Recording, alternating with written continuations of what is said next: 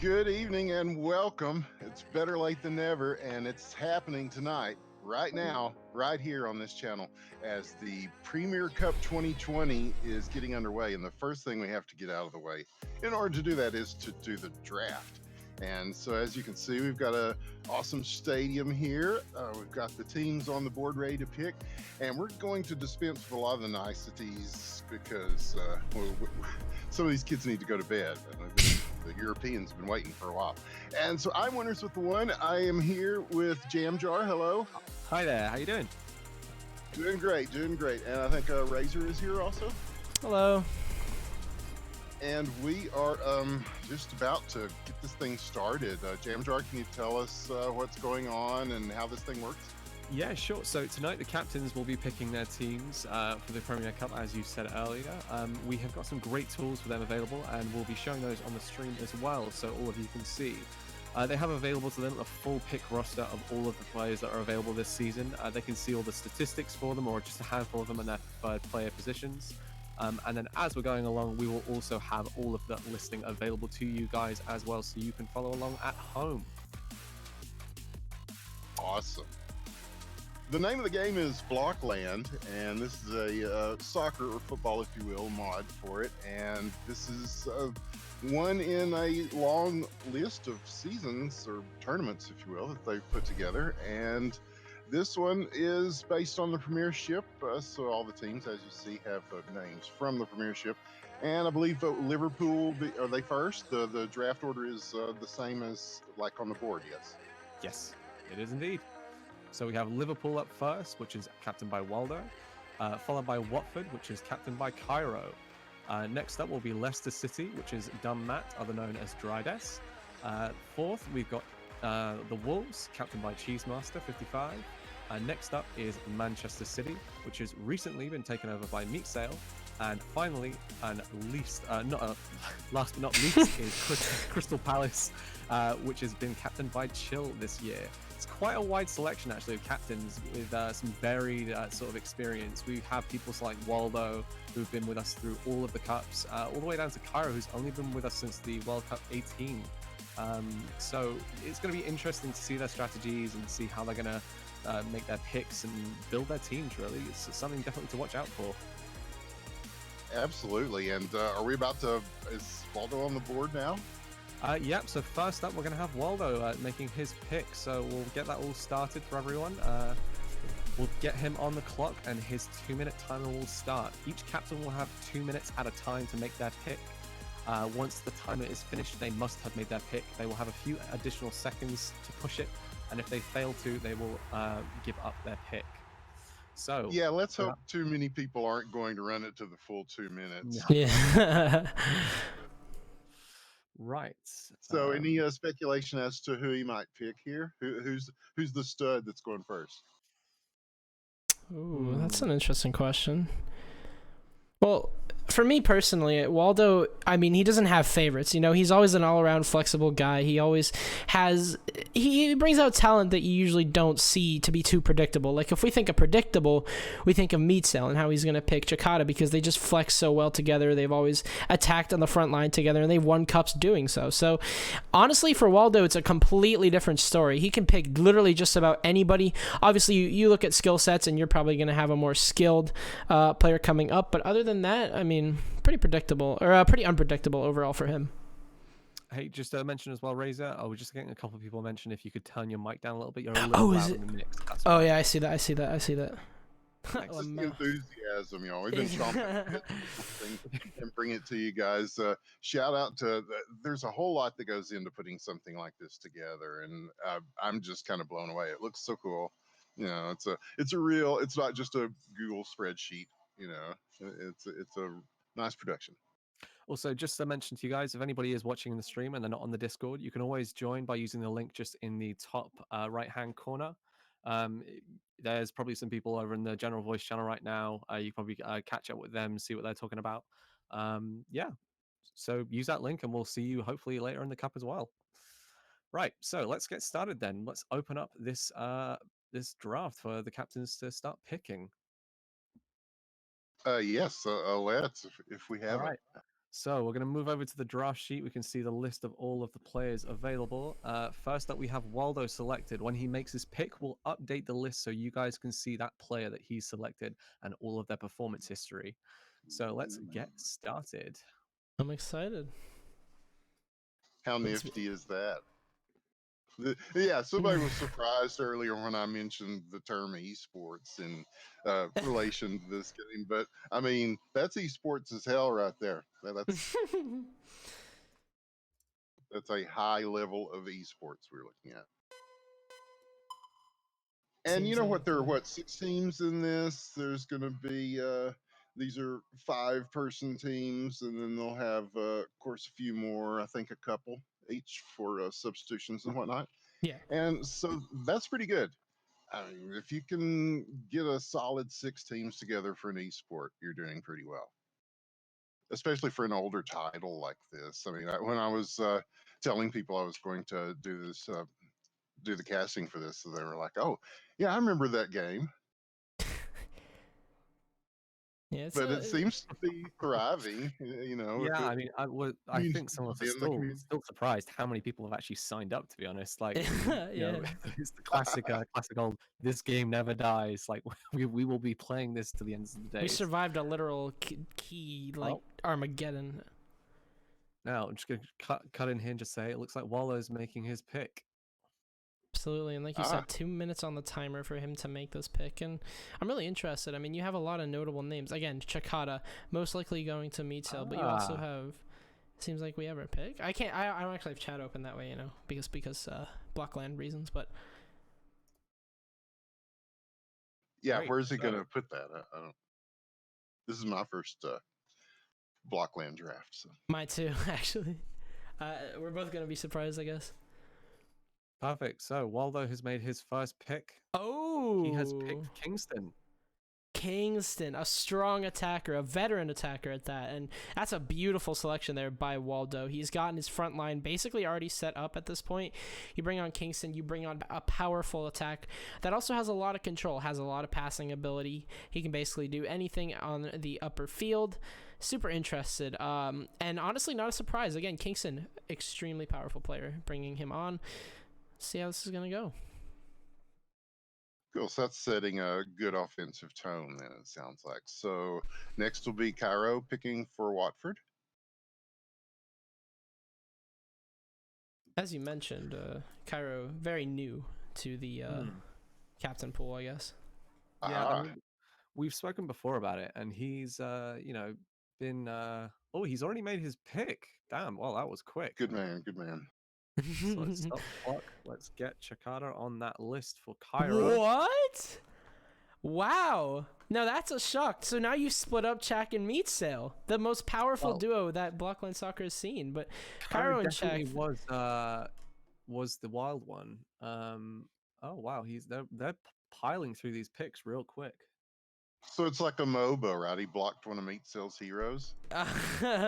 Tumble gonna be the next pick again. I mean, these are all extremely powerful offensive players, and you're gonna see that throughout the cup. You're gonna see whenever you talk about the best players, you're gonna talk about mostly attackers, the ones who score goals, the ones who make the flashy plays, and that is Tumble, that is Chak, and that is Kingston. So first 3 picks down the drain, and Tumbleweed, strong offense, very flexible in what he does, and he's also a really good passer. I've seen passing plays from him. He's always really well coordinated. So for Drydas, or also known as Stelmat, to pick up Tumble's a pretty good pickup.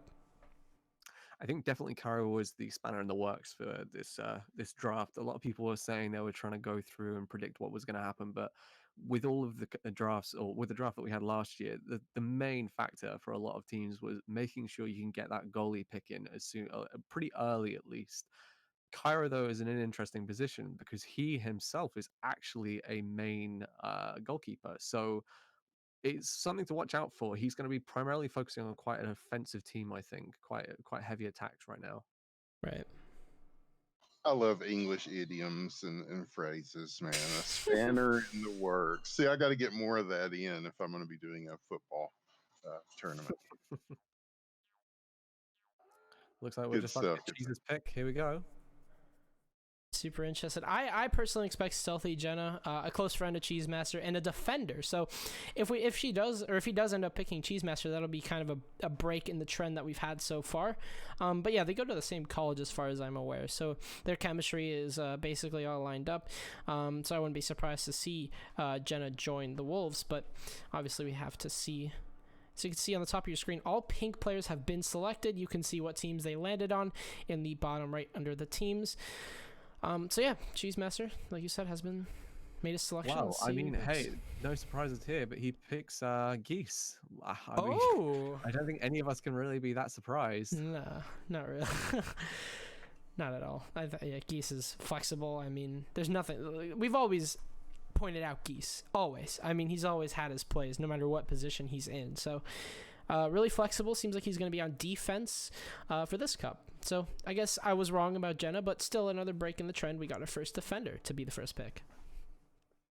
Well, that's why we played this out, right? We could have just did a mock draft and guessed, but you never know what people are going to do in real life when it comes around. Well, someone's just made a good point. Now we're getting, I know it's only 4 picks in, but there's some pretty strong players that have been placed out on the field so far. I do wonder what Meatzel and Chill are going to do. Chill has a really neat position, though. He's got the double pick because we are doing a snake draft. Ooh, a snake draft. I don't know what Chill's playing himself. I think he's a defender. Am I wrong about that? Or is he midfield? Well, regardless. Oh, don't ask me, man. I am new here. Regardless, though, Chill, I mean, yeah, being last pick, like you said, he has 2 picks, but again, you have to keep in mind Tumbleweed, Kingston, Chikata, and Geese are gone. They're out of the draft. Now Meatzel has to make a tough decision here, and you still have a lot of options to begin with. There's a lot of standouts, and I just can't wait till we get to kind of the rookies, because this has been a great year for rookies. I mean, we could think of a few, Muna, Ubix. I mean, they've been super standout. So I feel like Meatzel has options, and options that are kind of overshadowed by the veteran players that have already been selected.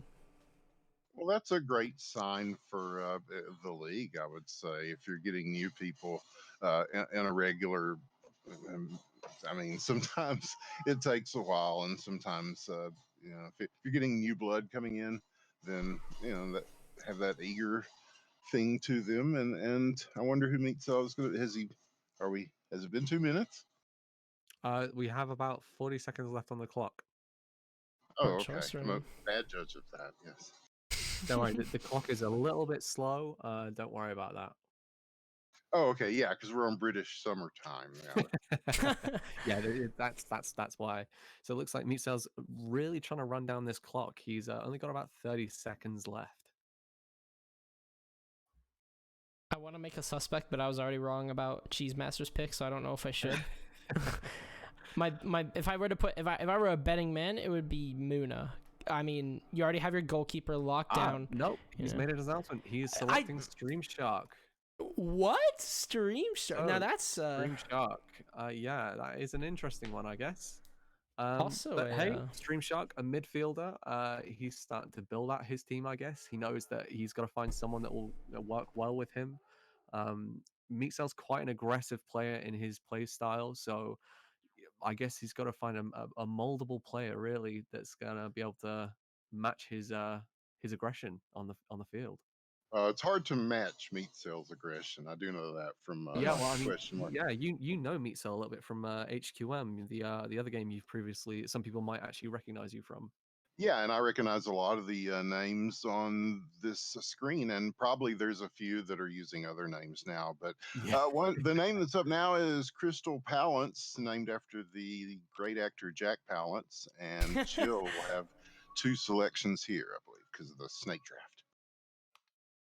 Took us 3 hours to spell Palace as Palance, ladies and gentlemen. I'm kidding, but yeah, like you said, snake draft. Chill has 2 picks. I'm done predicting. I'm done. I can't do it. It's the first round, man. I thought that the first round was going to be predictable. I thought that I was going to be able to nail down each and every pick. And then Cairo threw a wrench in the plans. He picked Chikata instead of Meatzel picking Chak. Well, yeah, he took a spanner out of the boot and it worked. Okay, here we go. Our next pick is Lawson from Chill. Lawson will be joining the ranks of Crystal Palace.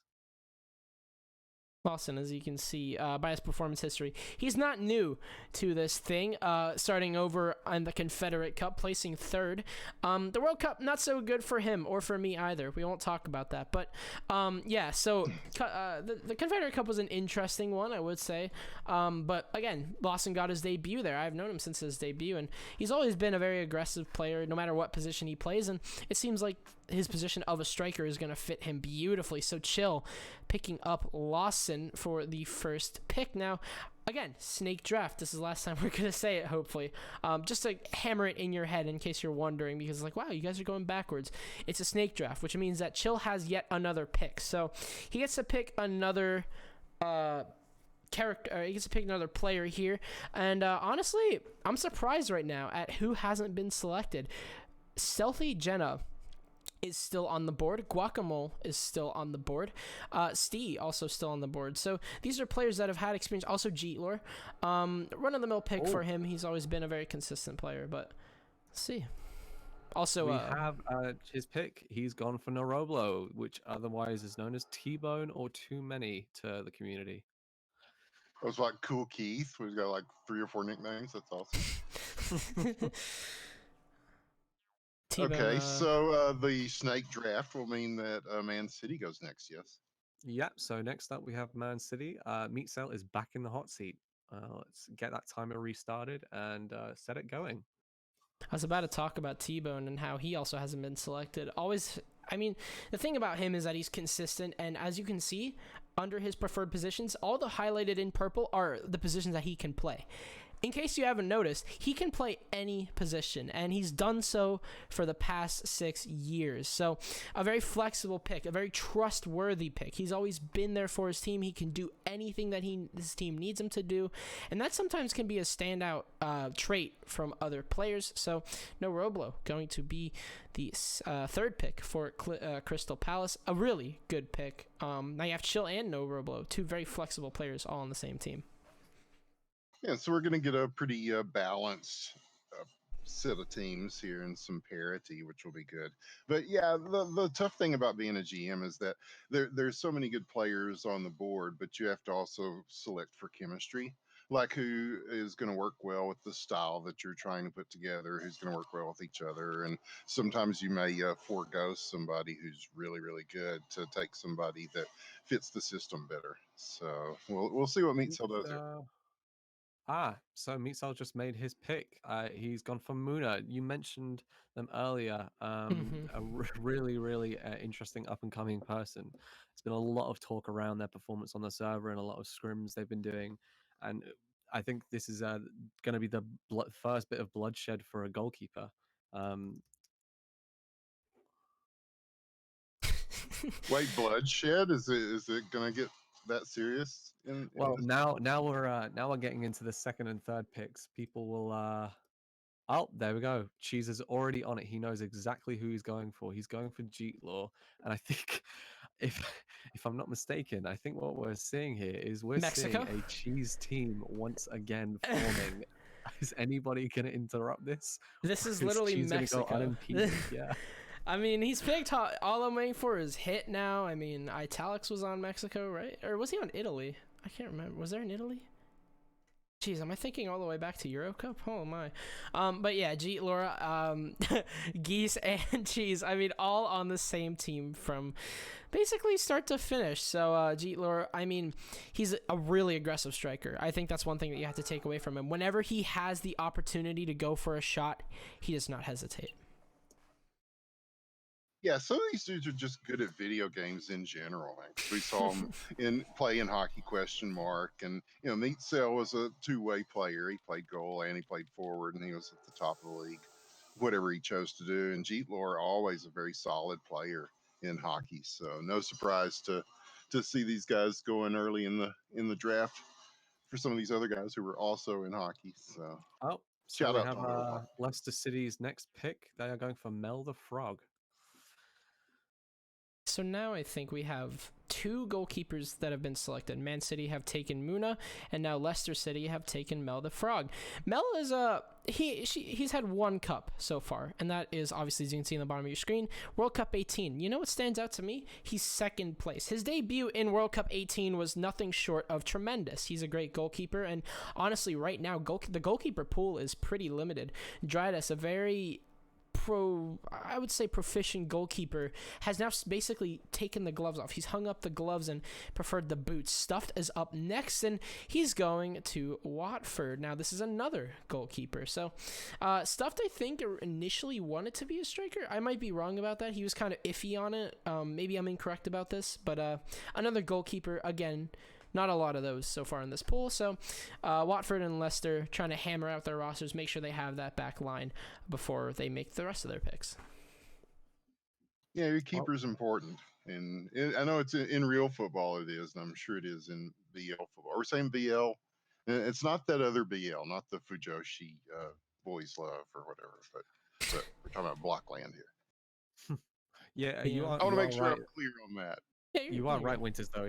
A goalkeeper is extremely important. You know, you can have a great offensive build, but if your defense falls apart when you do lose possession, that can mean end of game for you, end of season even, if you have really put all your eggs in one basket and committed to, you know, a sort of a meat sale Chakada combo going on, and not having the gutsos to hold that ball for the whole match. Right, because the game is kind of won and lost at midfield, right? And so what happens on the other sides of that are also very important. But yeah, if you can control that middle area, you know, they definitely have the. But sometimes if you pinch up too far, yeah, you're going to need that help from your keeper. We now have Kick stepping up next here This for is, Liverpool. Yeah. An interesting choice. This is not a combination of players I ever thought I'd see together. Kick, Kingston, and Waldo. But then again, I guess we have seen Kick and Kingston play together on Italy, and Kingston and Waldo play together on many a times with things like Portugal or RMC. So, you know, I guess it's worlds colliding sort of situation. Well, now you guys did predict that Waldo was kind of unpredictable as far as who's going to choose. So you predicted that unpredictability. He could really pick just about anybody here. What I'm really shocked about is, and I know I'm going to get called a simp for this. I'll just take the beating real quick. So Jenna has not been selected. This is intriguing because so far it doesn't seem like anybody has set up their defense. And Jenna is a pretty proficient defender as far as I'm aware. That's what she's playing this year. And honestly, I don't think any other team has selected a defender yet, as far as I'm aware. Well, here we go. I don't think it's a defender, but we have Zenos as Liverpool's next pick. Zenos is a goalkeeper, right? Well, he's actually listed himself. Oh, let's see. Let me just update it and find out. I'm surprised. So Zenos has listed himself as a mid or a goalkeeper, actually. So an interesting combination, but you know. I doubt they'll put him on mid because Waldo himself, the captain, is a midfield player. They have Kingston, they have Kick up front, I think. So Zen is probably going to be going into goal. Despite his results only having won one cup gang. Let's go Zenos. But yeah, I mean, he's always been an all-around flexible pick. He's kind of been overshadowed by the other goalkeepers, but coming back for one more run, he's had a very legendary career, if you will, as you can see, performing in every single cup. And Caden gonna be up next. Not exactly I would say a rookie, but close to one. Obviously part of Cheese team. He's now going to betray that and go to Watford. I do enjoy that. As I'm reading the chat, I can see Cheese throwing chairs, metaphorical chairs around because of how frustrated he is. She's just body slamming whoever comes in his path. Yeah, 2 picks back to back. Zenos and Caden stolen from him. That is that's interesting. I don't know who he's gonna go for next. I know he's had a lot of players on his site, but regardless, Drydas up next with his pick. So far, like we said, actually now Caden, one of the first defenders to be picked besides Geese. As far as I know, Geese is playing defense, right? Am I wrong about that, Jim? I hope so. Sorry, right? say again? Is Geese playing defense? Or am I wrong? Because usually he's like really flexible with like what he does. I think he might be. He could be a striker too. Well, do I've se- people stay at the same position, or Let's, do they rotate around? Or Reasonably flexible. Let's go take a look actually. Where's Geese? So- oh no, it's Hobanor, isn't it, this year? Hobana. Hobanor. So he is defending this year. He's leading defender, but with a secondary position as midfielder. So Okay. So yeah, I mean, Hobner or Geese, as many know him. Again, one of those flexible players. We're not going to dwell on him too long because we already did. But defender. So we do have now 2 defenders selected. Drydas himself, the captain, is a defender. So I guess we have 3 defenders up next. And now it's going to be Sono Kido for Leicester City. yeah, and it takes a little longer to get through these later picks because you're looking for people who are going to complement your team well, and you're trying to really fit in those slots with people that really make a difference, and sometimes they really do. I mean, I've seen it, like in hockey, it was very much like that. You know, the people that are, your third liners, they come up big when you need them to. mm. Yeah, we've actually absolutely blitzed through the first couple rounds of this draft, but Yes, very definitely nice, very feeling it nice. slow down now. Like you can tell that the captains are really having to start to think as the herd starts to thin a little bit. Yeah, Interesting. because they had their ideas about who they wanted to pick, and then other people pick those people, and then you have to kind of adjust on the fly.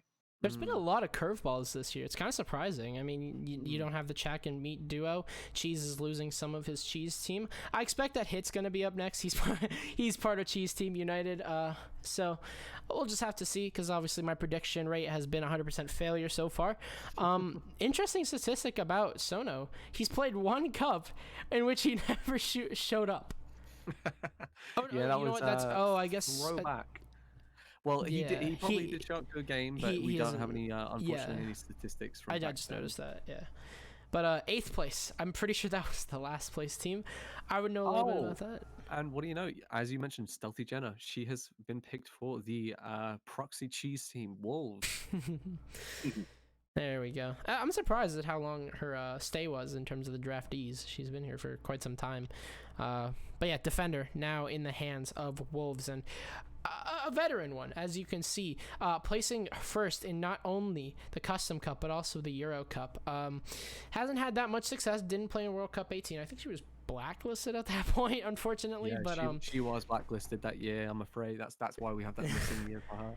Yeah, but she's back for blood. She's back for vengeance with 100% attendance. And what that says, that actually speaks volumes. That means that Jenna has basically been a starter ever since her first cup. She's played in every single matchup. Obviously, we don't have records for the Custom Cup, but we can only assume that that's where she got her start as a first place defender. So, yeah, really intriguing about that.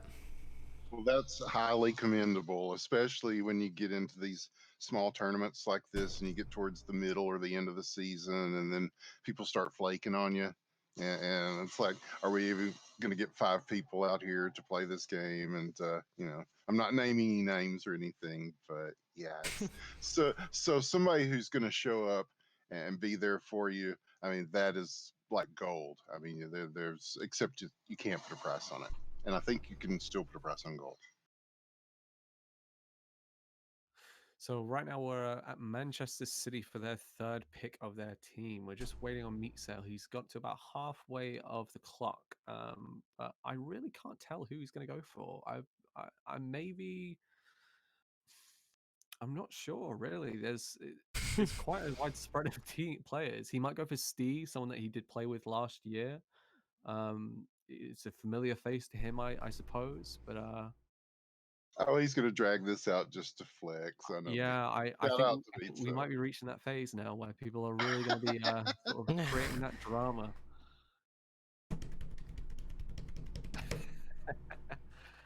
We don't know yet. Ubix is okay. So Ubix has been a prospect, a prodigy, if you will. A lot of people have been looking at him to be the next striker to be leading. And Man City, I'm sure Streamshark is my memory sucks. I'm pretty sure Stream is either mid or striker. So Ubix himself is a striker. And right now, Crystal, I don't think have established. They have Lawson. That's their only established striker right now. And I'm interested to see because he's been a very, like, I guess in scrims he's been extremely talented, very consistent. But other than that, that's kind of my highlight for Ubix. It looks like there might be some agreements going on between Chill. Snar. That was my other thought as well when it came to meat if he was going to go for someone. Now, Snarbolax, I think, is a quiet but reserved player, but he's a bit of a secret weapon. I think. I think Meat has definitely got some good development players on his team this year. It definitely looks like now that he hasn't got Shakata available to him, he's gonna just go all out on making sure that he can really mold and create the strongest team that we've seen of really a lot of newbie players, especially comparatively to some of the more veteran teams like Liverpool. I mean, looking at Waldo, Kingston, Xenos, they're 3 players that have played every single cup. Okay, so he's making a statement here. Okay. And so now that'll leave Chill to pick next. Seems like Chill has And that'll locked put us in. at the semi-halfway point of this thing. And the next pick will be after Chill selects. He's gonna go up after this. That'll be your last starter. So after this, it's down to subs. And obviously that means that you're not on the main roster. You're not gonna play unless you're needed. And subs are usually needed. So you want to get a strong sub. You don't want to just throw caution to the wind, pick up anybody. Chill's kind of duo, I guess, that he likes to rock with is Cyber. And Cyber hasn't been picked just yet. And that's key. That Chill and Cyber have really good chemistry up front. So I'm interested to see what Chill selects. Like you said, snake draft, 2 picks. So he can go with literally anybody. Well, and on the other side of the coin of the 100% attendance and so forth, sometimes you get people that their time is limited. Maybe they've got to work or they've got school. Or there's only a certain day a week they can play, but they're really good. So you have to make those selections. That's you see a lot of that in your later picks too. It's just, we'll take a flyer on this person, and then if they can show up, they will contribute. Okay, it looks like he has picked Cyber for his first of 2. I got it right. I got one right. I'm on top of the world right now. I know I'm gonna be with Mel Kiper Jr. on ESPN. I know I'm gonna be last pick in this draft, but at least I have this. At least I have this prediction that is correct. So I'm happy about that. I don't know who predicts stuff on ESPN. I don't know. Is Shaka Hislop still on there? I don't know. The former FC Dallas goalie. Crystal Palace is now back on the clock.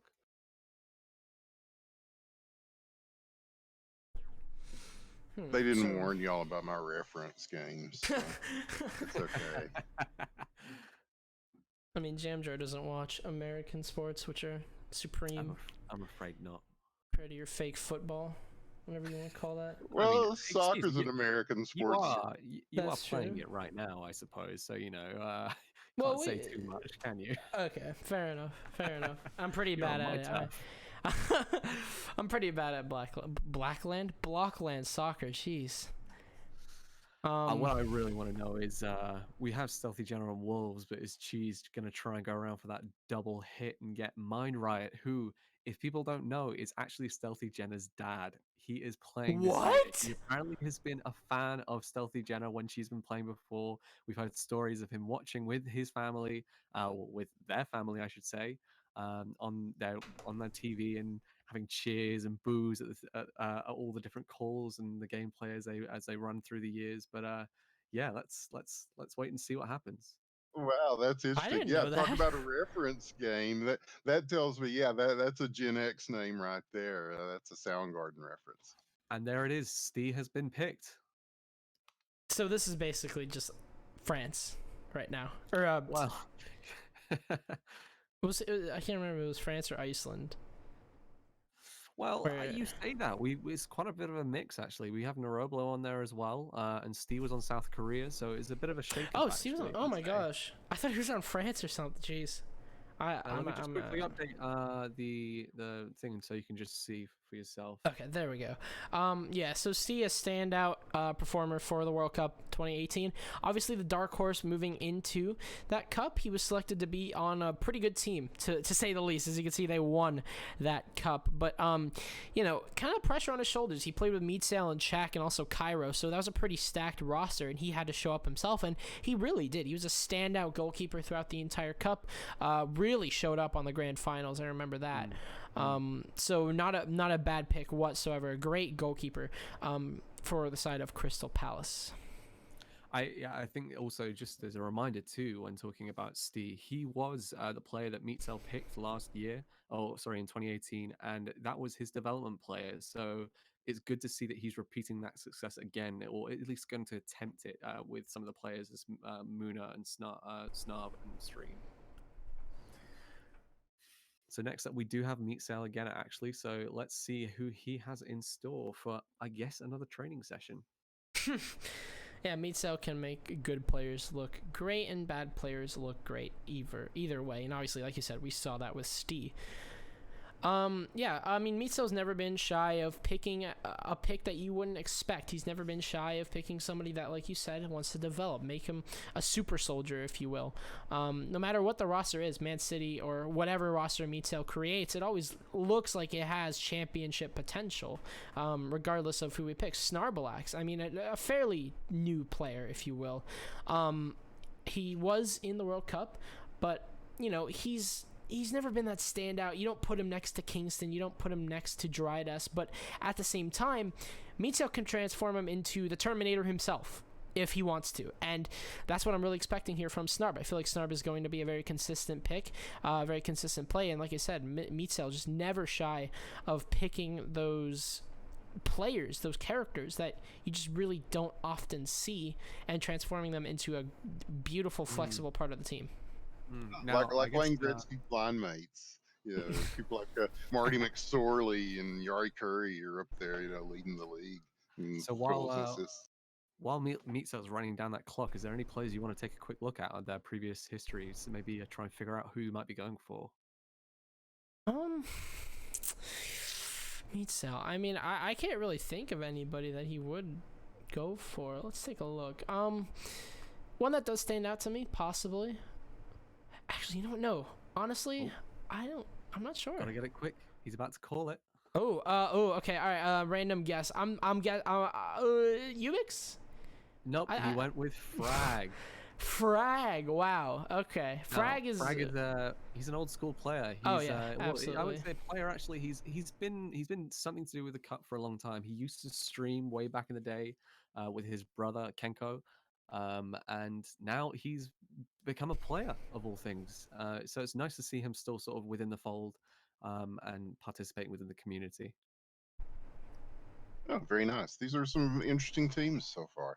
And yeah, if you're watching and you want to get involved with the community, Jamjar mentioned it earlier. We can mention it again here. The Discord is up and running, and I think the link was wrong and now it's right. I don't know, but actually, yeah, right. The link, it doesn't quite work up in the top corner. It looks like someone might have expired that link, unfortunately. Okay, so don't go there. Don't go there, girlfriend. Yeah, we'll have to get the guys to post it in the yeah, Waldo on the case here. There we go. Thanks, Waldo. Waldo. In the chat for us. Wolves are up next, and my prediction, I know I'm going to get this wrong. It's one of two players. It's Hit or Ubix. Hit, always a prospect for Cheesemaster. Always been that sort of sidekick running around with him on the back lines, and he's been a fairly consistent player for Cheese, really. And again... Razor, I want to give you some information here, as Cheesemaster is saying that he's only picking former teammates. Really? And with your knowledge of the past, you should probably, that may give you a little better idea. Monaco? Monaco. He's got the Monaco man. Really? Monaco was a coveted player to sign up. Lots of people excited to see his name come back on that draft board. Will he pay off, though, for the Wolves and Cheesemaster? Well, only time will tell. This is actually a really strange but interesting setup they have over there. albeit it is a bit of a might not have been exactly what his plan is, but it's looking to shape up like a very strong team. I mean, Jeet Law and Cheese always work well together. Geese with a really powerful defense. I mean, Stealthy just be a great midfielder, and actually this year has been showing really a great promise in defense as well. So an all-round strong player. And Monaco, I mean, yeah, he's just famous, isn't he? He doesn't look too happy. He doesn't look like he's excited. I'm not too excited. My predictions have been pretty. I wouldn't say the best. I think my knowledge has worn off of the Blockline community. It's been like 2 years. Give me a break. But yeah, Think I'm of it really as a good surprised. thing, man, because it means that the game is changing, and it seems like Yeah. everybody's kind of switching it up a little bit. Last I in remember- what The they're meta's going for. moving. The meta is moving. Last I remember, Monaco actually played as a goalkeeper for Germany, with a trackpad. I'm not sure if he's changed gear.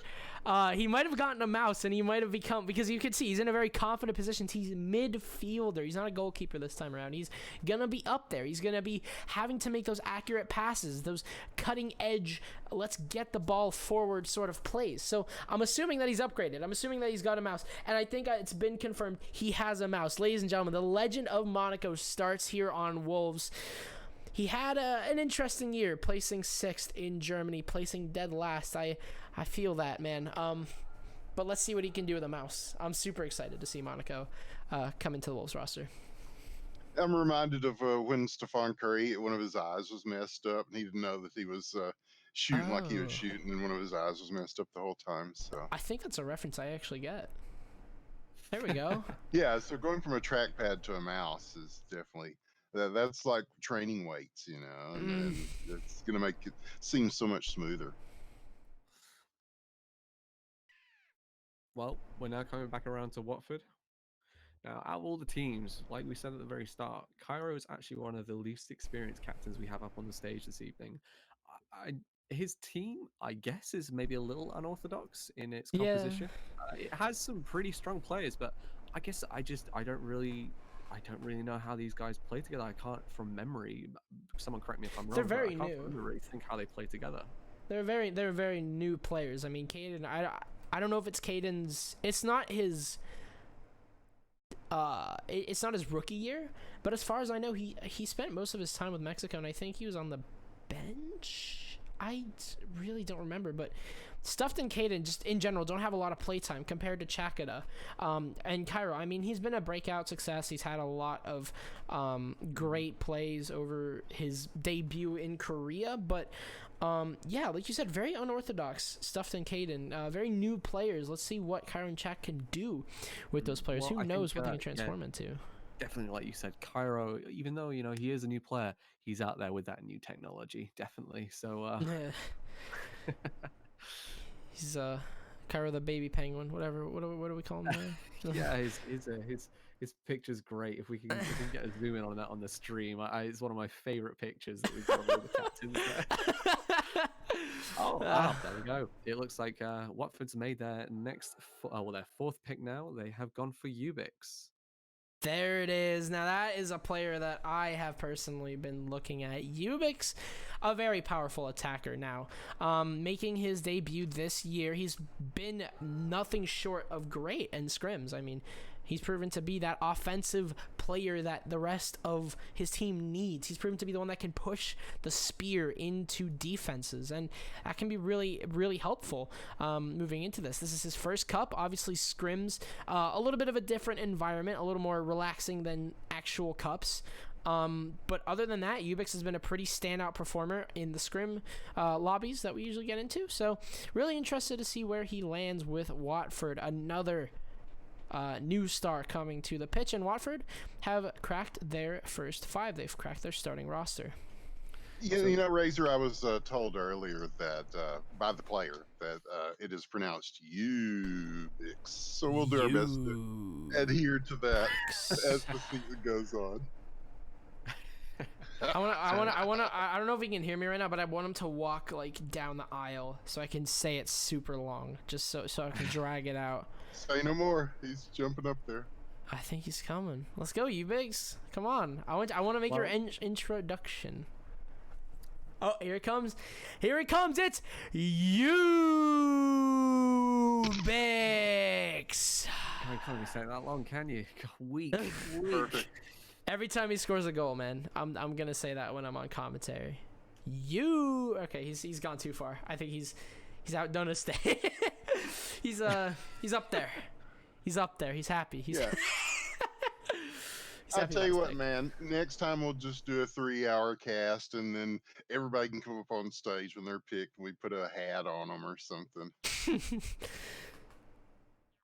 Oh, and look at that. I was just gonna say one of our more sort of middle-aged players, I'd say, in terms of cup numbers. We have Mishi being picked by Liverpool. He's shown some great improvement. I'll give him that. He's shown some excellent improvement since his debut over at the Confederate Cup. Obviously, second place is nothing to look at in a different way, but he was kind of inconsistent. But now I've seen him play. He's definitely improved. He's able to hold the back line as much as he needs to, as much as his team needs to. So I'm really not surprised. I'm actually surprised that Mishi didn't get picked earlier. But now being selected, we're down to really a limited number there of players that have been selected. But yeah, Mishi now making the 5th here for Liverpool, a very strong defender. Let's see what his talents can rise up to here with a very stacked roster, to say the least. A very experienced roster. He's kind of the outlier in that one. He's kind of a little less experienced than the rest, but that doesn't mean that you can't perform. So I'm really excited to see this roster in action. Yeah, well, I mean, as we're getting towards the closing stages now, we're in the last 17 players on the board. So Yeah. I am curious to know what is going through Waldo's mind. Who is he interested in from this board, and who's he going to make his second pick for? If he's really going for that experience over sort of development, he's sort of a bit of a dichotomy to Meat Sales team in that case. Are the only people I can really see with a bit of clout under their belt. Perhaps, I mean, Razor, yourself, you've played a few years. We got Trunks. Unfortunately, Trunks might be a little absent this year. The Guacamole hasn't got as much experience as many other players on the board, but or he has got a fair bit of experience, but not as much as maybe some of the other teams members in Liverpool. And Daxos as well. He's an absolute veteran, been with every single cup. He's spanned from first place with Zimbabwe, unfortunately all the way down to last place. But you know, it's called experience, isn't it? Yeah, I mean, I'm surprised. We have a lot of experienced players here. Like you said, Daxos. I mean, that's what I've been kind of looking at, and I feel like that's Liverpool's next pick. But I mean, every time that I've It's just you're calling it right now. this is don't put me in the Razor hot crystal ball? seat. This broken crystal ball, as Sono said. Oh my gosh, I guess I have to lock it in. I feel like Daxos is up next here for Liverpool, and I'm probably gonna be absolutely incorrect. In which case, I'm just about done for tonight. I'm just not gonna make any more Waldo predictions. has a minute left on the clock, so we'll have to wait and see what he's gonna pick. So let's go take a look at Daxos actually and see what the man is up to in his player history. What's he been doing? Wow, every cup. I actually didn't know he was playing in every cup. He's played in every single cup, my friend. Obviously, Wow. those first 2 years playing for the classic Zimbabwe and Zimbi United, and then moving through the ranks with Poland, with Cameroon, and with Germany. Obviously, he's got that bit of a sort of cohesion with Waldo, playing in Poland. Rough year for them. Here Oh we go, god, actually. don't We've bring got it up. Waldo's next pick coming. Who's it going to be? Will you be right, Razor? Nope, probably not. I wouldn't bet on it. I'm actually really excited to see Waldo's pick. I feel like Waldo has been the more intriguing captain for me. He's been kind of building a roster based around, like we said, experience, and I'm really interested to see what his picks are because he seems like he's made very calculated decisions. Well, there it is. He's gone for the universe. How am I? Just Looks like do you're run something, again, man. my friend. Run again. Oh my gosh! Universe is actually Universe. another one of his newer players. He's been scrimming a lot. It seems like a lot of time on the field spent there, and I don't know his leaderboard position, but I mean, you know, he's a name that is recognizable at least. So we'll just have to wait and see how that plays out for Waldo. Is this going to be his development player this year? Waldo, I feel Well, like is. technically, I was drafted by Waldo. He was the He's one of our loyal viewers on the Independent Broadcast Network, which a big shout out to Waldo for reaching out and getting me involved in this. This is a really cool thing got going on here. Really looking it's forward great. to the games and seeing how these teams match up against each other. Yeah, it's great to have you. I mean, it's nice to have a sort of fresh voice and an outside opinion as well. You've got some experience from HQM, like we've said before, of knowing some of these guys and sort of, I guess, a kind of a kin play style when they've played hockey. But I don't really know how much is translatable from hockey to football. But I'll leave that down to you to determine. Well, like I said, how we generally say that football is won in the middle of the pitch, we'll say. The rink, it's more like the corners. But we also had a mod for Hockey Question Mark that was a football mod, and we did some casting for that as well. And it was not as slick as this, obviously, but it was just sort of something some guys put together. And there's some of that somewhere floating around on the internet. But yeah, it's nice to do some soccer again. Well, here we go. We have another rookie pick actually this year. We have I Am the Egg going to Watford. Now, have you played with him at all, Razor? I've not really seen very much Egg being played. I hear lots about him, but I've never really seen him play. I don't know. I know he prefers to be up front. I will say, in terms of passing, he's usually the receiver. He's been that transfer player. That's why he has selected the midfield. But honestly, other than that, my memory is definitely shady about him. I don't really understand too much. But going to Watford, I mean, can we just take a look at the teams? Because Watford have now selected what I believe to be one of their, I think their second technical rookie at this point. They've selected a lot of new players. It seems like they want to revolve around building a new team. And obviously, like we said, Caden is not a new player, but at the same time, he's not as experienced as your Daxos or your Xenos or your Waldos, your Kingstons, or basically anybody on Liverpool at this point. Would you look at that? You've been picked. Welcome to Leicester City. Let's go. All right, so the man of the hour. I get to talk about myself a little bit here. Yeah, what's the upside on this dude? Well, let's take a look at his statistics. So his previous playing, he's obviously he's a relatively middle-aged player. He's been a bit of a bench player as well for part of his tenure. He started off on Poland, moved to Russia, got carried a little bit perhaps maybe in there.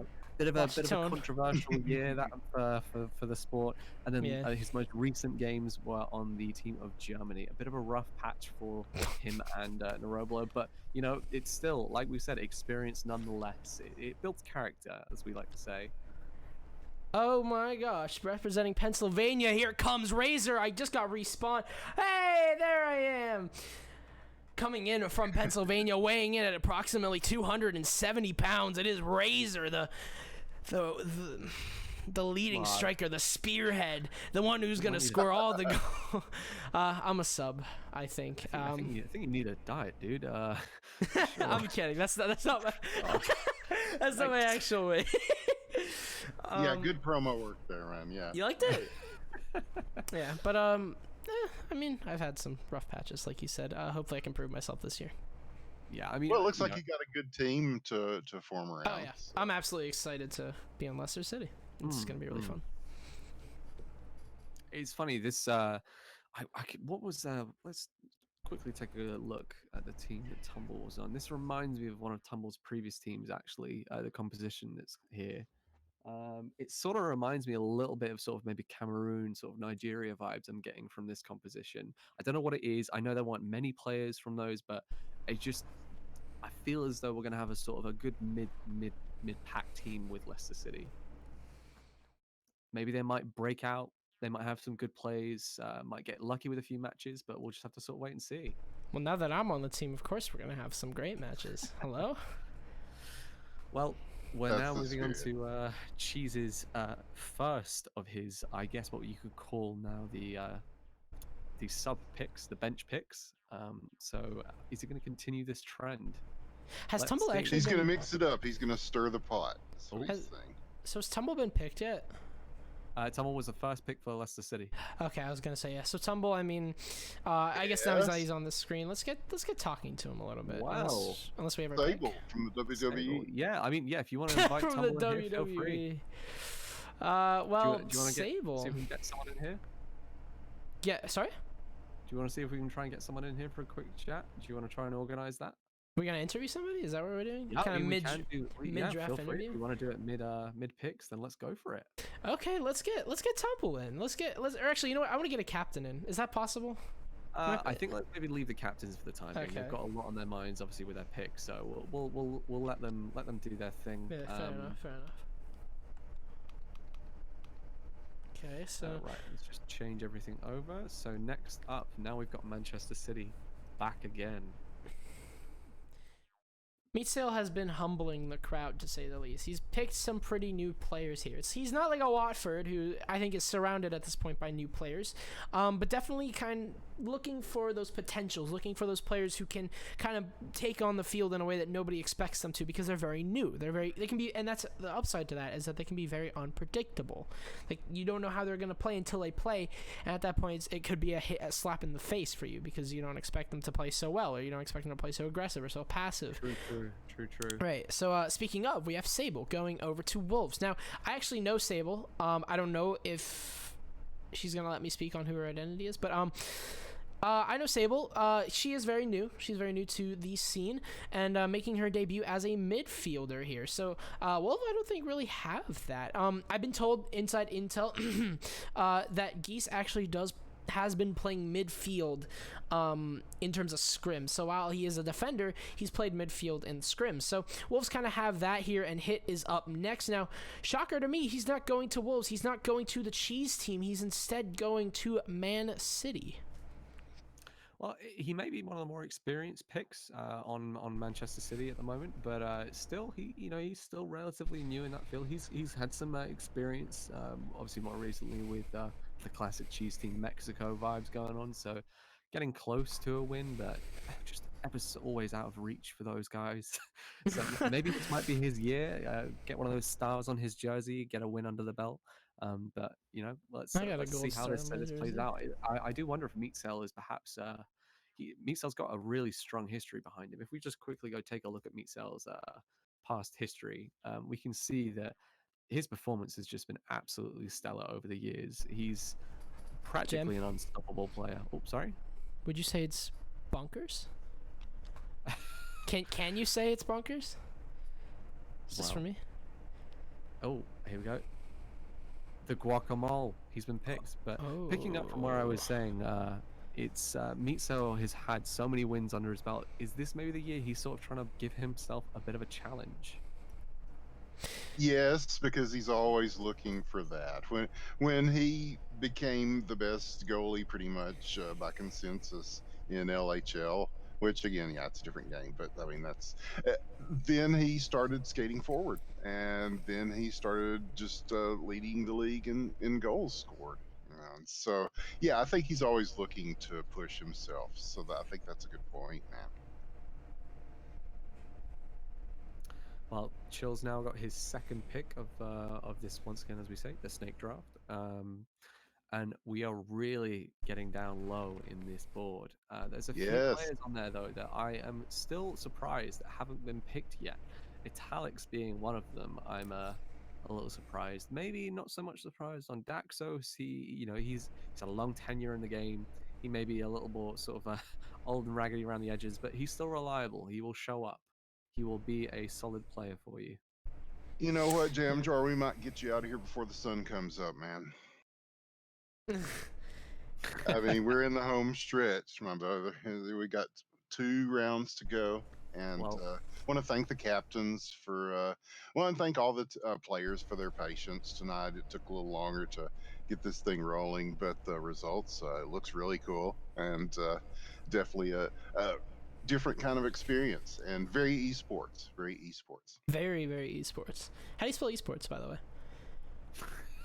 I know you said you didn't want to do any red eye, but I'm making you do red eye. How do you spell esports? I prefer to use terms cyber athletes and cyber athleticism. That's an old one. I like it. I like Yeah, it. and we'll see some of the finest cyber athletes performing throughout this tournament. So hopefully we'll get some people that may not have tuned in before to check this out, and maybe even a few more to get involved. Who knows? Well, we've had a great turnout on the stream actually tonight. We've got 53 viewers. I think I saw someone mention at one point we have up to 57 viewers, which is amazing actually for Blockland. And really think that we have a great turnout as well this year. Oh, that's awesome. You know what was the man of the hour? I feel so bad for Daxos. He is one of the most experienced players that just hasn't been selected yet. Italics also pretty experienced. But what happened, man? Where's Daxos? Give me some Daxos. I think probably what it is, as some people might know, on our BCS Scrim server, we have recently introduced the leaderboard function. Oh, so no. You can actually rack up the points, see where they where they're in the standings on a week-to-week basis and an all-time basis. But I'm afraid Daxos has had a pretty rough time as it is recently. And you know what it is? It can usually end up just being a spiral, which is a real shame. You know, you get trapped in that sort of tailspin where you lose and people then don't want to put you on your good team. So, actually, that's one thing to say. Yeah, why don't you go Brazier or Winters, actually, if you do /LB9, and to anybody on the server who's watching from the stream, if you do /LB9 or LB any of the numbers, then it will give you a leaderboard showing you some of the positions of the players that are on the 70th. tonight. I'm above Daxos. Oh. Oh. Ah. Oh. It looks like Meat Cell's going for his classic, really milking it this time. Still, he really likes to run that clock, doesn't he? Either he's really thinking hard, or you know, or he's just toying with us.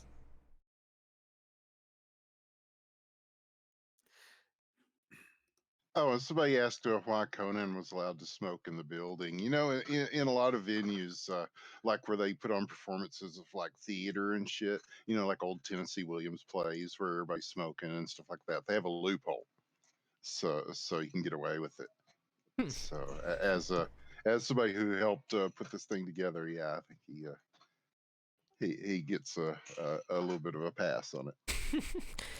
I mean, who's gonna stop him? He's just gonna delete us from like the server if we try to. I don't know. I saw some pretty heavy-looking security guard dudes. That is true. We actually have some pretty well-strapped security guards around. I'm not sure why they're so armed. But Nerdy Nerds, as he was previously known, now known as Nerdy, another. Why did I forget the word? Another rookie. Another rookie. There we go.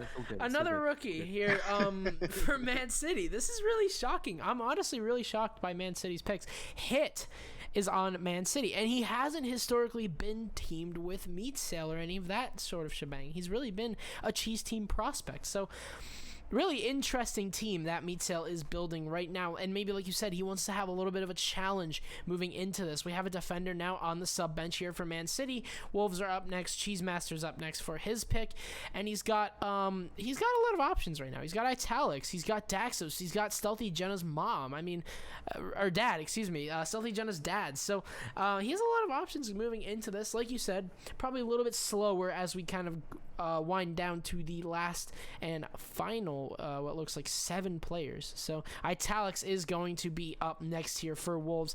I would like to take a dive into his history here.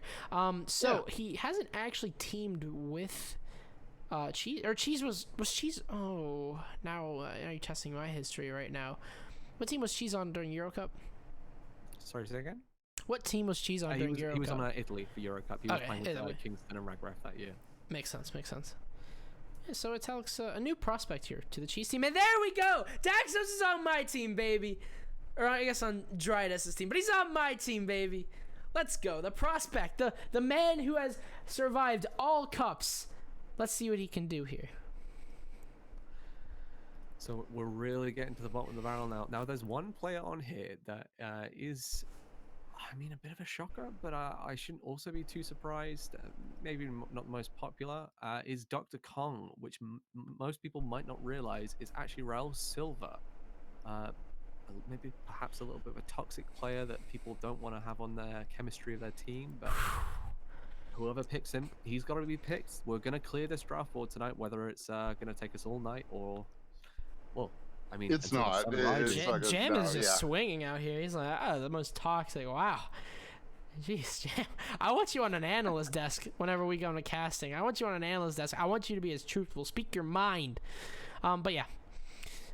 Dr. Kong, I guess more experience than the rest. He's kind of been scrimming in the server, but like you said, he's had a, how do I say, Let's tempestuous take a look at Dr. history. Kong and see some of his playing history actually. Yeah, so he's not a rookie, but like He's you not said, a rookie, but he's plenty more experienced than a lot more of the other players that are on the board as it stands. He's been on both losing teams for the cups that he's played on. That is unfortunate. Oof. Not the best history for him, but let's see if he can prove Well, himself speak of this the year. devil. Yeah. There he is, selected here for Watford, I believe. Right? See, you predicted one. Does that count as a prediction? Yeah, we'll take it. We'll take it. Let's go. You got to pad your stats, man. We're down to the bottom here. Chat is We're freaking out right numbed. now. Oh, no, it was wrong. It's Air John from Ireland, who will be picked here for Watford in his first cup ever. Tempestuous history from him, but maybe he's reformed. Who knows? Let's see as he moves in to the Cairo Chikata duo team. So these are more players that have checkered histories, you would say, then? Kind of your Suarez's. Your, Yeah.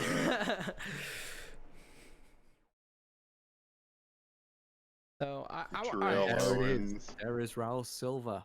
Waldo starting to sweep up the final little bit of experience left on that draft board. I feel like didn't Darth C3PO play a cup at some point in his career? I think Let's he take a did. quick look after this and see. Maybe Waldo might clean him up as well. We'll just have to check on that one. Okay, so I feel like we need to please the crowd and please myself actually. Can we take a look at Daxos and see his experience? I want to hype this man up. I want to show everybody who Daxos is. I want everyone to get to know my bench partner. Let me just make There a we quick go. switch. All cups played. Every single one. He's placed first. He's been a legend. He's sort of that fallen hero. The one that's going to come back for one more strike, winning the first ever Blockland Soccer Cup. He's coming back here in full swing, looking to maybe redeem himself for his unfortunate, to say the least, placements for the past few cups. He is a sub, obviously, but maybe that means we'll get to see him play. I'm super interested to see what he's going to be like on my team, as a matter of fact. I keep on saying my team like it is my team. It's actually Drydas who built this team. All the captains are up top, obviously. Waldo, Cairo, Dumet, Cheesemaster, Meatsail, and Chill. But let's see what he can do as he comes back for one more fight. Anyway, now Liverpool in the snake draft, gonna go for their second pick of slot number 7. Well, you could say we when you're talking about a team that you're on, man. It's like that song, we built this city on rock and roll. Not every one of those sons of bitches built that city. I can guarantee you that. I mean, I But see it's it. still, it kind of, as Jam Jar could tell you, across the pond, they have the royal we. So, yeah, you can use that as well, too. Very true, very true. Wow, this is the last go round here. Yep, so it looks like at this point, teams can make passes on picks if they want to. So there's one cleared out. It looks like Liverpool have decided to take Aleph with this one. Aleph, that is a completely new name to me. I usually have something to say, even though it might be a bad prediction or whatever, but a new player. I can't wait to learn about him here. No I think previous as we get to the end of experience. this board, we're just going to see a lot of these fresher faces, really, Right, especially right. being added and tacked on to those more experienced teams like we've discussed. So Watford and Cairo are up again. One last time here. Maybe Cairo will be selecting his final character to complete his team, or maybe you skip. Can you skip on? You can skip on it, correct? Like you can. Yeah. So players are allowed to skip once we're in the sort of the closing stages. You can skip picks if you want to. Can you trade picks and so forth? And players? Sorry, say again. What was that? Can you trade picks and players? Yeah, Well, so like, as we come out of the draft, what's going to happen is the signups will reopen again. So if anybody who's been watching the stream is interested in getting involved, then we will make sure we reopen those signups. You can get on the server, play some scrims, maybe get scouted by some players, and then we will have a trade committee available for captains to use. So they can have their approvals of either trading between clubs or picking from the free agents list. We'll have the free agents list up and available as well to all players to see, just so they can get a bit of an idea of what the field is looking like out there. I see. And so all that happens post draft. That Yeah, doesn't happen post-draft, tonight. yeah. Okay. And So we're it will- not. I it- noticed we Mhm. didn't see any shenanigans like somebody's giving somebody this guy and in exchange for their pick in the whatever round or anything like that. Nope. So we keep it nice and clean at least. It's just nice and simple. So it looks like Cairo is going to go for a pick for Watford, a pick for the Moose. Let's see where he's going to go. We've only got 4 options for him, so Options Here he not goes. aplenty. Let's see who he picks. He just said, "I will pick." So we're assured that he's going to at least pick somebody. I don't know if, if he's On the just keeping us in absolute suspense. edge of Oh, our man, seat. there's Mind Right. Oh, and There it is. Stealthy Jenner's dad has been picked. Not playing for the Wolves, instead turning his back on his own daughter. Let's see what happens with that. Going over to the Cairo Chakata team, filled with new draftees. Mind Right, obviously, part of that group. I'm really interested to see where he lands on this. Maybe he becomes a really powerful midfield. Who knows? Who knows what can be brought to the table? Well, next up we have Leicester City with their potential final pick. Let's see what's on the board for him. We've got Darth C3PO, we have Madness Killer and Kreftos. Some names I haven't really heard of: Madness Killer and Kreftos. Darth C3PO, he's been around. I guess we'll have to see how these players will make the most of these newbies, but What's also interesting is that Crystal Palace actually cannot select another player if nobody skips. So this could be Crystal Palace's roster as we know it. But again, you have the option to skip and well, there we go. There was a skip. It looks like Leicester City has done the skip for them. So we'll leave that slot empty and we'll move on to the Wolves. So Cheese now has the possibility to actually make a steal here. So Leicester City, yeah, they're just going to go with a 7-man roster instead. Well, they've got roster. you, man. They figure you'll carry them enough that they didn't need an extra pick. I'll make sure the bench is warm. I will make sure of that. Just a reminder, though, we will say that every player on the board must be picked. We are not going to leave any man behind in this draft today. So whatever happens, we will bounce back around and the players must make a pick. Cool. We're interested to see if Wolves decide to use that pick. Obviously, Cheese, he's the type of person who loves to just pluck anybody that he can, make something out of somebody. And well, you have 3 players that really haven't been. This, actually, he's gone for Kreftos, and I'm seeing in chat people calling him that he's maybe Doncroft. Huh? Uh-huh. What a shock! Really? I'd heard whispers, but I wasn't sure. Maybe the whispers are true. Wow, What's his story? That is. I don't know as well as maybe Jam, so maybe you want to take that one away. Oh, as in Doncroft, or Yeah, maybe if it is Doncroft, who assuming, is? we're seeing that it's fake this news. is all. but I'm gonna leave it at that it is itself just might be fake speculation. news. We're not sure. That would be quite the shocker. The Undertaker rising from his casket once more. Who knows? That's my reference. I like wrestling. There you go. Yeah. Huh. Wow. Well, now we have a little bit of a urban fiction, urban legend moving around here in the halls of the draft building. Okay. Well, Did, if it's a veteran player, then you'll know when he gets out there. I mean, I would think. Fair enough. so it looks like Madness Killer got picked by Meat Sale in all of that mess. We didn't see that one happen. And then it looks like Crystal Palace is actually skipping their pick. Oh so no. So it's gonna go back to Leicester, and it's up to them if they want to pick Darth C3PO, who is our fated and doomed. It was bound to happen last pick. So Madness Killer, does he have any experience? Maybe he's on the leaderboards. Madness Killer, anywhere? Oh, okay.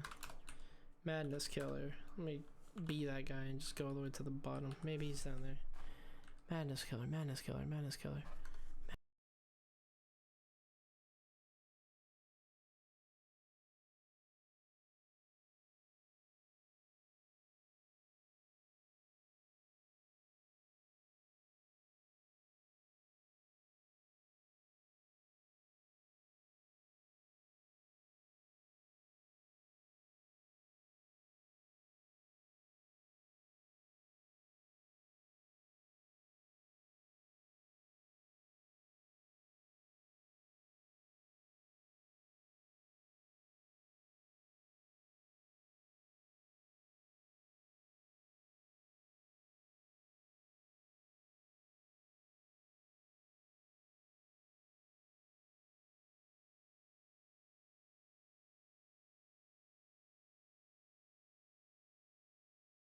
but it's entirely up to you. So, how many games are in the round robin or in the regular season part? You're really putting me on the spot there. Okay, Let me just quickly pull up something. So we have some info, courtesy of Muna. So if it's wrong, it's her fault. But Madness Killer is a grapple knife player. Now we have some of those in the Blockland Soccer community. Winters, if you're unaware, grapple knife is essentially a team or a deathmatch game mode. I think it's commonly team deathmatch, where you go around flying around and trying to hit an accurate stab on your player. You have a grappling hook and you just ride around an arena looking to find a kill. So that takes a lot of. It's really fun. It takes a lot of aim, which could be really helpful here for Madness Killer. So I'm interested to see where he lands with Manchester. Obviously, kind of being picked last, you expect him to be a substitute, but maybe we'll see some star performances from him. Still lingering on Darth C3PO, and it seems like he finally will be selected. The midfield player will be heading to Leicester City by the looks of it, because I think you can't skip anymore, right? Yes, see the prophecy. See, my predictions are 100%. They come into play there. There we go. The board has been cleared. That's all of the players. Huh. Wow. So, I guess now this it's time fucker's for in the books, folks. GG's, everybody. GG's. Wow. I guess we could do a little bit of analyzation, kind of like a little bit of a wrap up, if you will, onto the teams. So looking at these teams, you have Watford and Manchester City, equally ran by the duo of Meatsale and Chakata, even though Cairo is captain. You're going to probably have Chakata's help with that one. Kind of picking up your sort of newbie team, sort of your new rookies, the new team, the new kids on the block. While Liverpool, the complete opposite, picking up experienced players such as Waldo, Kingston, Kick, also known as Ragnar, Xenos, a little bit Mishi. He has played in previous cups, as well as Dr. Kong. Leicester City, kind of a mix of both. I mean, obviously we have Darcy 3PO, who is a newer player. Ukrez, I'm so glad I don't have to commentate that name since he's on my team. And Sonokito, returning from the depths of hell, coming over from the first ever World Cup. So a mix of both here for Leicester City, a little bit, I guess, more on the younger side. While Crystal Palace and Wolves kind of getting those established players, getting that in between. I mean, you got a lot of common names: Cheesemaster, Hobbiner, also known as Geese, Cheatlore, Stealthy Jenna, Monaco, Italics, and Crystal Palace also in the same boat: Chill, Lawson, No Robo, also known as Too Many, and then you got Cyber. Steve, although he debuted last year, definitely a standout player. Guacamole and Trunks also have a little bit of experience on the belt. Really extremely excited to see this cup. It can't really get more balanced than this. Well, it'll be interesting to see this whole season play out. Like you said, we've got some great lineups, some wild lineups to say the least. and a lot of new starters actually this year. That I think we've seen some action over the past year or two with the Scrim server being up for at least the past sort of 18 months or so, and people getting their sort of their appetite wet for soccer on Blockland. But what are your predictions? What do you think is the leading team out of the ones we have in front of us right now? Oh, putting me on the spot, man. Leicester City all the way. What do you mean? You're going with the blue and yellow boys. Let's go. I'm kidding. Liverpool, I mean, like we said, that's the most consistent team that we have. That's the most, and I'm actually getting inside information right now here. So, Liverpool, Raul and Mishi actually have experience with Ragref or Kick over to New Zealand, back to the 6th place team. Ragref had he was kind of the Watford or Manchester City, if you may, of this cup. They picked up a bunch of new players, kind of seemed to try and work out what they wanted with it. But yeah, now Liverpool bringing on possible teammates, possible allies of past. Mishi actually was drafted to Portugal, so that's why when we look at his history, it shows up as Portugal. That's where he ended up being traded to. But ex-teammates possibly means that Liverpool probably your most well worked together team, the most chemistry that you have on a team at this point. Maybe Wolves and Crystal Palace a little bit behind in that sort of case here. Leicester City also has a lot of experience with Dumat and Tumbleweed working together. But in terms of standouts, Liverpool definitely a very strong roster. You're never going to be able to ignore that. But I'm more excited to see the newer teams, the ones that are surrounded by those rookies. I mean, I think one to watch out for definitely is going to be Crystal Palace, though, with Chill heading up the team with Lawson, Roblo, Anstey, and the Guacamole in there. And Syra, actually. It's got some really sort of classic players in that build, and it's nothing to really turn your nose up at. Yeah, sure, some people might call it a pretty average or sort of above average team with some wins here and there, but it could be a dark horse. I think we may have a podium finisher on the end of this draft page here. I really do feel like this is going to be our most balanced cup in a while. Well, coming in off the street, all I can say is that the excitement seems palpable here amongst the community, the player base, and just listening to you guys talk, man. I mean, the surprises. I mean, nothing really went exactly like anybody thought it was going to go. The teams have a lot of intriguing factors that should make for some good matchups. So, and that's what you want, you know. At the end of a draft, you want to look at these lineups and say, those are some pretty fucking good lineups, you know. And the excitement for the tournament is definitely there when we look at who picked who and how they're going to work against these other teams. And can sometimes you've got a great team on paper and then it just never really, you know, and you end up in 5th or 6th, and what could you do? But you could also come from behind and win it all. So you don't know until you watch, and so we hope that a whole lot of you will stick around and watch this thing, because I'm very excited about being part of it, and I want to thank these guys for getting me involved in it too. And the community's been really cool, and I want to thank them as well. And I'm just really looking forward to what happens next. I mean, this is a pretty good night. It took a little while to get off the ground, but once it did, it was a very remarkable thing, and thanks to everybody who helped put it together. Wow, it's great. No, it's great to have you. It's nice, like I said at the very start, great to have another voice and someone with some great casting experience as well. I've actually just had some word that there's some players that might actually organize a bit of a test game. So Razor, if you're interested, we can maybe have a bit of a sort of a preemptive stream just over the top of it. We can just sort of talk about the teams, the compositions, maybe get some of the players or captains from the teams that have been drafting this evening, and speak to them on their thoughts of how it's all been going out while we've got a nice little game playing in the background. Are you saying that the Razor and Winters duo is about to commentate an exhibition match to start off the Premier Cup 2020? Because that sounds like about it. Perhaps. Oh, we're doing a game now? Yeah, I think we might just have a game on our hands of just some players sort of enjoying and just having a bit of a feel for what their teams are like. Well, I wasn't expecting this, so I'm gonna ask you. You up here. Fair enough. I was gonna ask you, Winter. So, coming from games, I'm going to assume that you understand the terminology that I'm going to say. Do you prefer play-by-play, or do you prefer the analyzation sort of color basis? Because I'll take over what you don't want to take. Or do you prefer both?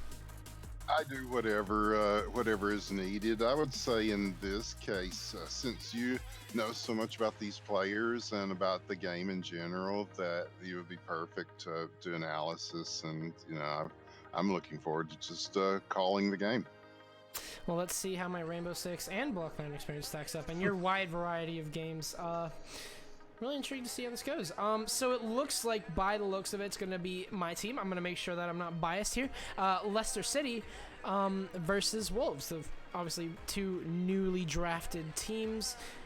I'm hyped, man. Let's get this thing going. I'm hyped. One of your two favorites as well. You were just talking about. It's going to be an interesting game. Oh yeah, absolutely. I feel like in terms of balance, they're the two more balanced teams moving into this. They're the more, who knows who shows up. Anybody on this roster can show up at this point, Dumb Matt, we're going to talk about him. Very flexible. He's been very apt about whenever it comes to playing goalkeeper. He doesn't really want to be a goalkeeper this year, but either way, he can play just about any position. So I'm really interested to see how this goes. From his perspective, we got Tumbleweed, leading the charge here. A striker that has seen so much experience over the years, playing in every single cup. And, well, if you look at his ratings, I would say minus Euro Cup 17 and almost said Custom Cup, Confederate Cup, he's had a pretty well-rounded career. Okay, and some of the basics of the game. Now, I was watching some of the videos of the past games, and there are these dudes floating around being referees. How much does that come into play now with this build? A lot of the players seem to actually kind of know their way around the game. More or less, the referees are just there to sort of help move things along now, and just make sure that rules are being followed where they are best they can. And yeah, it's become a pretty self-sufficient game in that sense. It's pretty smooth. Well, it's gonna, I think, match up to be quite a good year, and the paces of everything will be a nice feel for sure. Oh God, are they gonna stretch this out 3 hours? Oh no. Ukraz and Sono Kido. So this is an interesting combination that I'm super excited to watch. Sono, we could say he has experience, but it's been almost 4 or 6 almost years at this point for him. Ukraz, on the other hand, a newbie to the roster, and myself, a beautiful self right there. I'm really hyped. This is gonna be a really fun cup, and the man of the hour.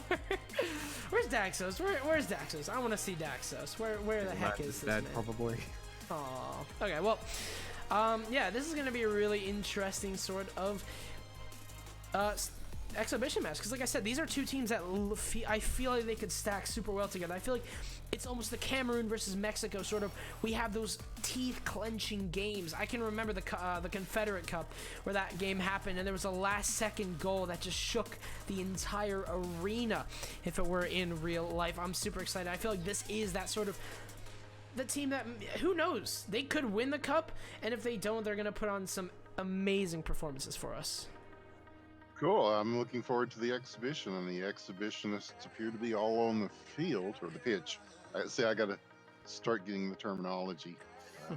Yeah, we're just quickly cycling through the players from the Wolves now, just checking them out, seeing what their sort of past history is, and you can see a lot of these teams. There's a lot of synergy here, where we've got some a lot of Mexicos, a lot of Sasses, all that sort of thing going on. Okay, I'm seeing 15 minutes on the board, or do we do 2 halves here, or do we traditionally in a sort of a more friendly scrimmage game, you would do just a single 15-minute half. In the full season games, it will be 2 halves of 15 minutes with extra time either side as well. Okay, and that's 15 real minutes, not 15 BL 15 minutes. real minutes. That is correct. Okay, so no extra time or anything like that. There will be extra time, so it's at the referee's discretion, as noted in their new rules book from this year. Referee's discretion for various different reasons. You can add time on for each half. So, on average, I think over the years, the statistic is that a game will last on average about 32 and a half minutes, thereabouts, 33 minutes. But yeah, it is what it is. You just have to sort of wait and see how the game plays out. There's lots of fouls, lots of time wasting. Yeah. Okay. So pretty much like the football that everybody's accustomed to seeing. So as we await something, there he's asking if they're playing two halves. So Great. So we're gonna leave the music off for the time being and let the guys play as is. We'll have the player profile to hand just in case. But I'll tell you what we're going to do now. We're going to actually pull Cairo in here for a quick little interview and just get his sort of vibe and feeling of how this all played out. Let's Super excited. draw him in here. Cairo. Hey, Cairo. What's up? I think the man might be did you muted. guys ask him That's before you great. dragged him in here, or? I mean, he's been asking to do it, so Hello. well, that's all right. We'll just keep on watching this game and seeing how it goes. This is. I'm sure he's very thrilled about his team and very excited about what the season has to offer. Yeah, I mean, to be honest, potentially. like we were saying, his team is a pretty solid team. I'm not gonna lie. I mean, the real curveballs at the end with Urjon and Mindright, but oh, it looks like Meat Cells are interested for a quick conversation. So in the meantime, let's just leave Kyron here. Maybe he might wake up mid convo, but let's get Meat Cell in. Here we are. We got Meat Cell, the captain of Manchester City. Hello. How's it going? Hello. What's up, guys? How are you? Good. How are you? Yeah, good. Feeling good. How's how are you feeling after that draft? I'm feeling great. People are really talking. Sorry for the language, but talking shit about my pick. Ooh. And They were telling me that you were kind of picking newer people, and yeah, I don't know if I think this is Stream's first real season, We can but actually just do a quick check and see on that one. I know I We do tried have to those I tried to cool get him cards. I tried to get him to sign up a while ago, but he wouldn't because I always thought he was a good player, and I think. Yeah, the argument is I could have took a T-Bone there instead of Stream Shark, but I do think me and Stream will work better together. So, do you find yourself kind of being that spearhead with Stream, or do you feel like Stream is going to play a little bit back, give you the passing plays that obviously you can't, excuse me, do at the moment with Chikata because he's going to actually be your opponent in a couple of games? Do you feel like Stream is kind of going to be that passing player, the one that can give you those opportunities, and obviously you can make do with what you have? I do. We're gonna test a lot of stuff out because obviously Snar is a very defensive player, but so is Stream Shark, and Frag is more offense than defense, I'd say, and I'm not sure if it's gonna be Stream Shark or Frag because I know Snar is definitely gonna be playing more defensive, either defensive mid or just defense. So it's probably going to be Frag up front with me more. I mean, I'm not sure on anything yet. Looking at your setup in terms of what you've said and kind of the knowledge we have on these players, it is kind of a bit of a ways from your traditional setup of that you'd usually sort of have that 2-1-1 setup with the players on the field. You'd have yourself and another player, more often than not, Chakada or someone of that nature, pushing up front, and then having a sort of a forward defender and a very far forward midfielder. These guys look like it's going to be more sort of you leading the charge, maybe swapping it out with someone if you feel like you want to give them the limelight for a change, and maybe doing a bit more of a classic 1-2-1 instead, with a bit more of a laid back, as you said, Snub with his strong defense, more deep field on your side. But what are your sort of initial thoughts with how you might lay out your team? Well, I've always done this with a team. I've always done you have your striker, which is like the cherry picker, doesn't go back often. Then you have the offensive mid, the defensive mid, and the defense. The defensive mid plays, more back, like I'll always be like at the top of the key above the box when we're on offense and is ready to go back if the defender needs him. And I think it's definitely a new setup. It's a new. I mean, it's been 2 years. I'm not the greatest Mm. anymore. I don't think. I think I've seen Chill, and Chill was dunking on me earlier. So, Well, um, he's definitely up there. I mean, have you seen him on the leaderboard? It's absolutely yeah, astounding how he's got himself so far away from everyone. yeah. I'm always gonna try to get back. I also haven't played for like a year maybe. So, um, yeah, we'll see how it goes. It's usually you said. Well, I usually get that combo I always have, either Kingston or Chak up front with me. Mm. Um, you know, I did have the plan of getting Chak. It was kind of a You big got your man stolen from you. How, yeah, God, you like, know. I mean, that was. It's I all was right though. thinking Cairo was going to throw a spanner in the works, but I did not realize it was going to be that much of a Yeah. spanner in the works. And then Cheese was always telling me he was gonna switch it up and then, pick Geese, which was my second choice. So, you know, Classic, I uh, absolute classic. I always think Stream Shark or thought Stream Shark was a solid player. And Mm. he's really good situational. Like he's not the best person to dribble it through everybody on the team, but I think that'll work good with me. Mm. And can we just talk about Muna actually? I mean, Muna is a really like up and coming player within the community at the moment. Second Mm. place on the leaderboard, and not maybe perhaps hot on the heels of Chill, but it's got a pretty comfortable lead of 10 games against the next third place player, Sono Kiddo. You said Luna? Muna. Oh, Muna? Yeah, actually Muna's a goalie. So Yeah, that'll I mean, surprise you even more. So absolute steal of a player for you. yeah. Especially You with should you pull up sort of playing a her bit of a stats. newer Oh, I setup for guess. yourself. It's going So to be great. I another choice I had was Tumble. The initial thing was I take Tumble spot as captain because there's no way I'm dropping to him, but he might drop to me, you know? So we did that whole switch up, but I knew either Dry or Kyra was gonna grab him, but yeah, Chak was. I actually at first I thought Dry was gonna pick Muna first round. Interesting, interesting. Yeah, I Muna didn't I was didn't one of think she those was gonna players drop to me. I was watching out for and just Me too, yeah. wondering when they were going to get picked. Mhm. Um, so out of all the other teams then that you can see on this board, who do you think your sort of biggest rival or sort of your nemesis may be? Maybe Uh, not the leading team, but the one you're going to lock horns with the most, and there'll be a bit of that rivalry going on. oh, Blood Dry and water.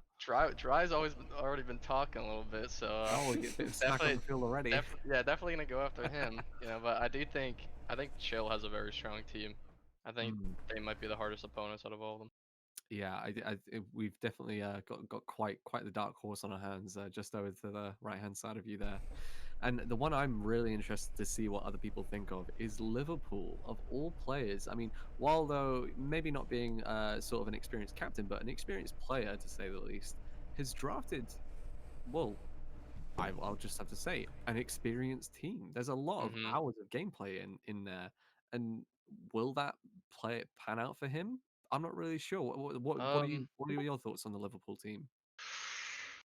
it's tough because Kingston doesn't play as often as he used to. Kingston obviously Hmm. used to be one of the best, if not the best player in the game. And I haven't been You're around too so often. humble, meat sale. I haven't been around too often, so I don't know much about. I don't know how much better Rag has got or Kick. I don't know Mm. how much better Xenos has got. I don't know how much better Mishi got. The last time I played with Mishi, he didn't know how to dribble the ball, so I'm not I'm not too sure on that. So I can't really give you. 2 cents. I think Mishi is pretty good. I think he's Yeah, improved drastically. He yeah, can I'm not dribble I'm the not ball sure. now. I don't think I've played a scrim with him yet, so He's been I think he's been promising to say the least. I mean, he's definitely improved. He can, as far as I'm aware, dribble the ball. But yeah, I mean, he's been pretty strong up on defense. He's not exactly the first pick, as far as I know, he's a sub.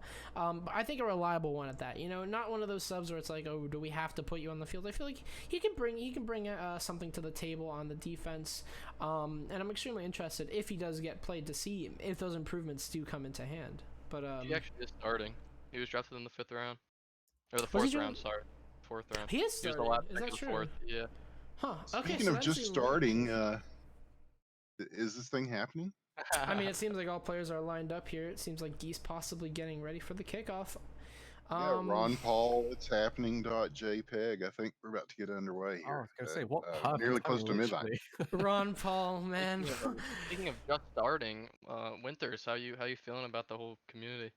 Oh, dude, I'm excited, man, and it's pretty cool because there's people, of course, I know like you and a lot of the hockey guys, and Mhm. I bet there's more hockey guys playing this than I know because they're under some sort of different name.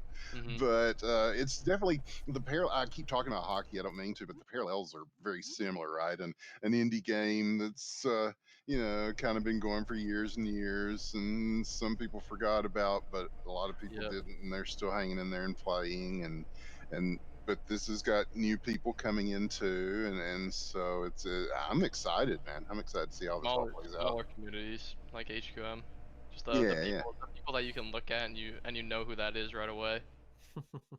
yeah, yeah. But I'm looking forward to it, man. I'm very excited Good. to be part of it. It's actually nice to see players like you Mixel back as well. Like, obviously, we did take our year hiatus in 2019, and it's great to see that coming back in 2020, there's still people that are interested and are keen to get back involved again. It was nice to see you, especially signing up, even if it was on the 11th hour. Great seeing all those the last little few people just running through the door. You know I always come back, Jam. Yeah. I was holding out hope. People weren't sure, but I was thinking, my man, he's got to come back. He's got to be there. Well, those are my DMs week fucking 1. So I'm not surprised. Oh, and it looks like we're kicking off. So Yeah. Thanks, Meat Cell. We're gonna be saying your name a lot this season. yeah, So yeah, nice definitely, job. definitely. Take care, man. dude.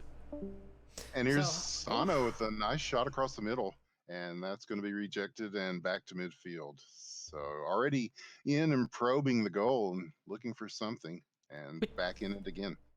We talked about Mitzel's role and how he's kind of the cherry picker, and unfortunately there was no cherry picker up for that. Went right back to Drydas. But speaking of, he's being challenged by Jeetlor over to Cheese. A nice open there, but a good header from Sono. Great defense to start us off here. See what Cheese, if he can get some momentum off this. Yeah, good position on the throw in, and they'll be looking to cross this, possibly looking for Jeet Lore back there. Stolen Yui Chris, and going to let his team set up as they start their way. Nope, that may be taken back. And a chicken wing battle here in the middle of the field as the ball's going to be in question for a while. Uh-oh, here comes Jeet. And he's got here. Cheese looking on the cross, but Tumbleweed with a big defensive stop. Tumbleweed is intercepts really great at positioning himself in between that ball and the player. It's quite amazing seeing how he just seems to know where everything is around him. His spatial awareness is just unstoppable. Well, as you say that. Well, yeah, as I say that, she's coming from behind with the steal, but Tumble now moving up to try and get ahead of him and do the same thing again. But and now Sonokid are repeating that same move. Tumble's got control of this one here. He's got Ukres, but good challenge up here by Jenna. Usually your kind of defensive backbone player, instead going to be going up here. Jeetlor, that might be fatal, but the missed challenge will go in his way again. Sonokito making do with that window of opportunity that he might have here to challenge onto the attacker, but a lot of space here now given to Jeetlor. His problem is that he's actually got Ukres on him now. Gonna have to make a pass here, a little bit of an emergency one, and now he's got Geese up front. The defender that we talked about that might be playing midfield now over to Cheese. Looking for a possible shot here. It's over to Tumble, and we have Leicester City possession once again. And again, the ball will head back to midfield as it often does. And Sano, Yui, Jeetlor, all in it. I'm going to have to change some of these spec angles, man. You guys are. I'll be talking to you guys about this. Sometimes the names are disappearing.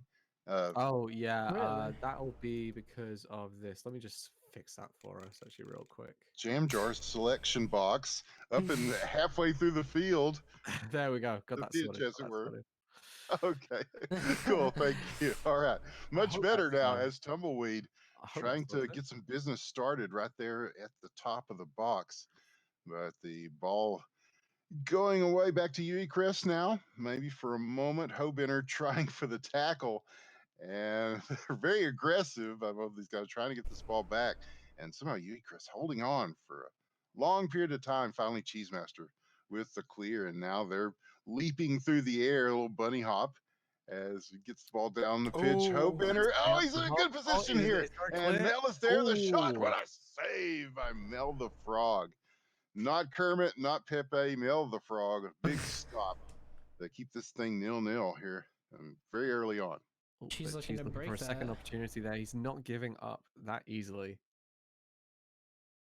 It's all green here on this side of Leicester's field. Hobner looking for anything he can. Nice pass to Jeetler, threading the needle here now back to G. He's got Jenna behind him, so he's kind of got a safety net to work with. But unfortunately, options are limited. Ukrez is on him. Really good defense from Ukrez, having a headlock on that. Jenna trying to capitalize on a little bit of time that she has. Tumble, a beautiful steal here. Very well known for getting the ball in his hands at any cost. And now he's going to push the field up here for Leicester over to Sonokito. Good block here by Cheese. Trademark play by him. Sono looking for options, but very limited as Cheese, although he is one man, able to do a lot here on the terms of the defense. Tumbleweed riding the edge here. And the reason why I guess I have to explain is if that ball gets stolen, it's going to go out. Hobner with the save now, and it's been back and forth, but it seems like we finally have it secure in the hands of the Wolves. But as I say that, Tumble still having a lockdown on this ball. We have had pretty even possession so far this game. I mean, it's been a bit of backwards and forwards. I will say that the Wolves have always had a Ooh. slightly better chance of shot on goals. Although I say that as they're closing in on the Wolves' goals right now. But only time will tell. We'll just have to wait and see if they can create that opportunity. Oh, and Tumble with and Cheese with the block. Yeah, well, you've watched a lot of this stuff, man. You know that you can see a team put the pressure on, and then you can see another team just flip it around and just make a counter punch and score just off of nothing. So, yeah, pretty evenly matched so far. I was curious as to whether we see a whole lot of like blowouts or high scoring games in this, or does it tend to be in the 2-2, 0-0 kind of? I mean, it's funny. Traditionally Oh. speaking, yeah, we would have usually seen at least a handful of blowout games. But as we've gotten on, obviously more and more players are experienced, and we sort of get a bit of a vibe of where people know how the meta plays out and the way things go. Oh, looks like time's being called. Time on dead. Yes, as we're informed in the game chat, you're looking at a children's building game, which has been converted into a soccer game. Yeah. Ooh. Pretty exciting, and another good chance there, and just a missed opportunity. As just a lot of bodies in the box, but they're back at it here now. Jeet Lore looking across. Cheesemaster, Hobinner, they're all in there. Oh! Shot, And there's the goal. score! There it That- is. Well, yeah, just to finish answering your question, I think watching the scrims this year, there have been a lot of close games. It's going to be an interesting year, definitely with this composition of all these teams and how closely matched they are. I think we're going to see some pretty low scoring games, and albeit I think that's going to really help the season just be even more tight and entertaining as we go through it. Cool. It just said I did a tip. If I could tip anybody, I'd tip all of them. They're great. Seems But like now, Milrow what do might we- be. oh, we're doing a substitution. Is that? Yeah, it Looks seems like, the Matt's team had a bit of a captain. problem. Yeah, connection issues. So it looks like we're getting a sub coming in to help out here. Who's dropping in for a sub? Well, I can't do it right now. Unfortunately. The Don Creft, I believe, is wasn't that the name? Or the mythical. He goes by Creftos in this promotion. So, but yeah, a little bit of change out on the field, and still lots of time left on the clock. About halfway through this, I'm assuming first of two halves, and usually it takes two halves to make a whole. But I think even this exhibition, those rules will apply until I'm told differently or shown differently. You know, that's how it is with casting. Yeah, it's better here than it is in a lot of places. You know, it's not we call mushroom casting. You know, where they keep you in the dark and feed you bullshit. You know, we kind of know what is happening here, and actually, I don't. What is happening? Okay, here's Sonokato with the ball and taking it back all the way for a goal kick here, I believe.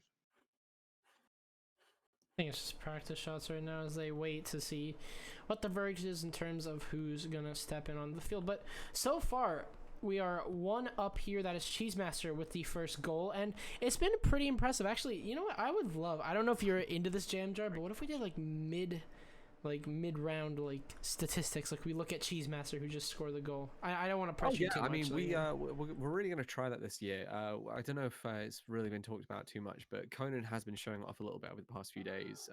We've Like really real-time been- stats during yeah, the game. we've been trying to get some mods working where it's actually going to be polling real-time stats for us. So he's been developing something with using, some players might remember the Traces mod, but a sort of a more up-to-date version, and sort of tracking player position, ball position, sort of possession, all that sort of thing. So we can really enrich these streams for you guys and just make it even Wow. more sort of I'm juicy. excited.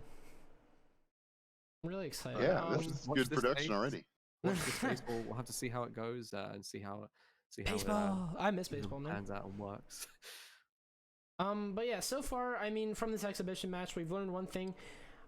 These are really, really evenly matched teams. We talked about possession. We talked about who has possession, and honestly, there is no upper hand.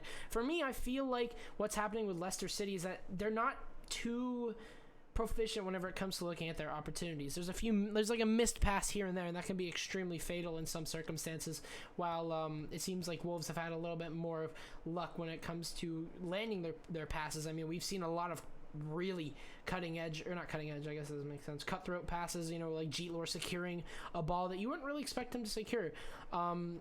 So far from Wolves, it's definitely, we've been seeing a lot of excellent passing play, and that really comes into handy whenever it comes to when you're up to that final box. Obviously, you can't shoot if you're in the small box, but when you're in the large box, it's perfectly legal.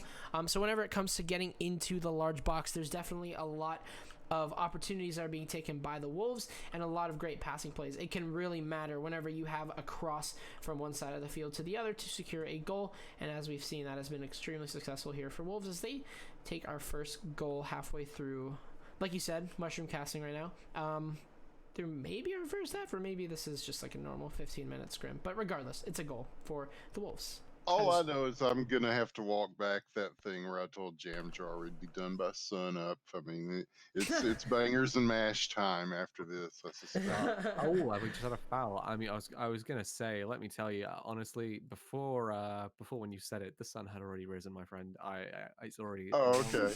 past the point of no return. I have to nip out for a cheeky Nando's after this. God, he's already getting. That the would be wind really down. I cannot believe it. hinch. I cannot believe it. Ukras is getting away We're with underway a lot right again. now. Yes.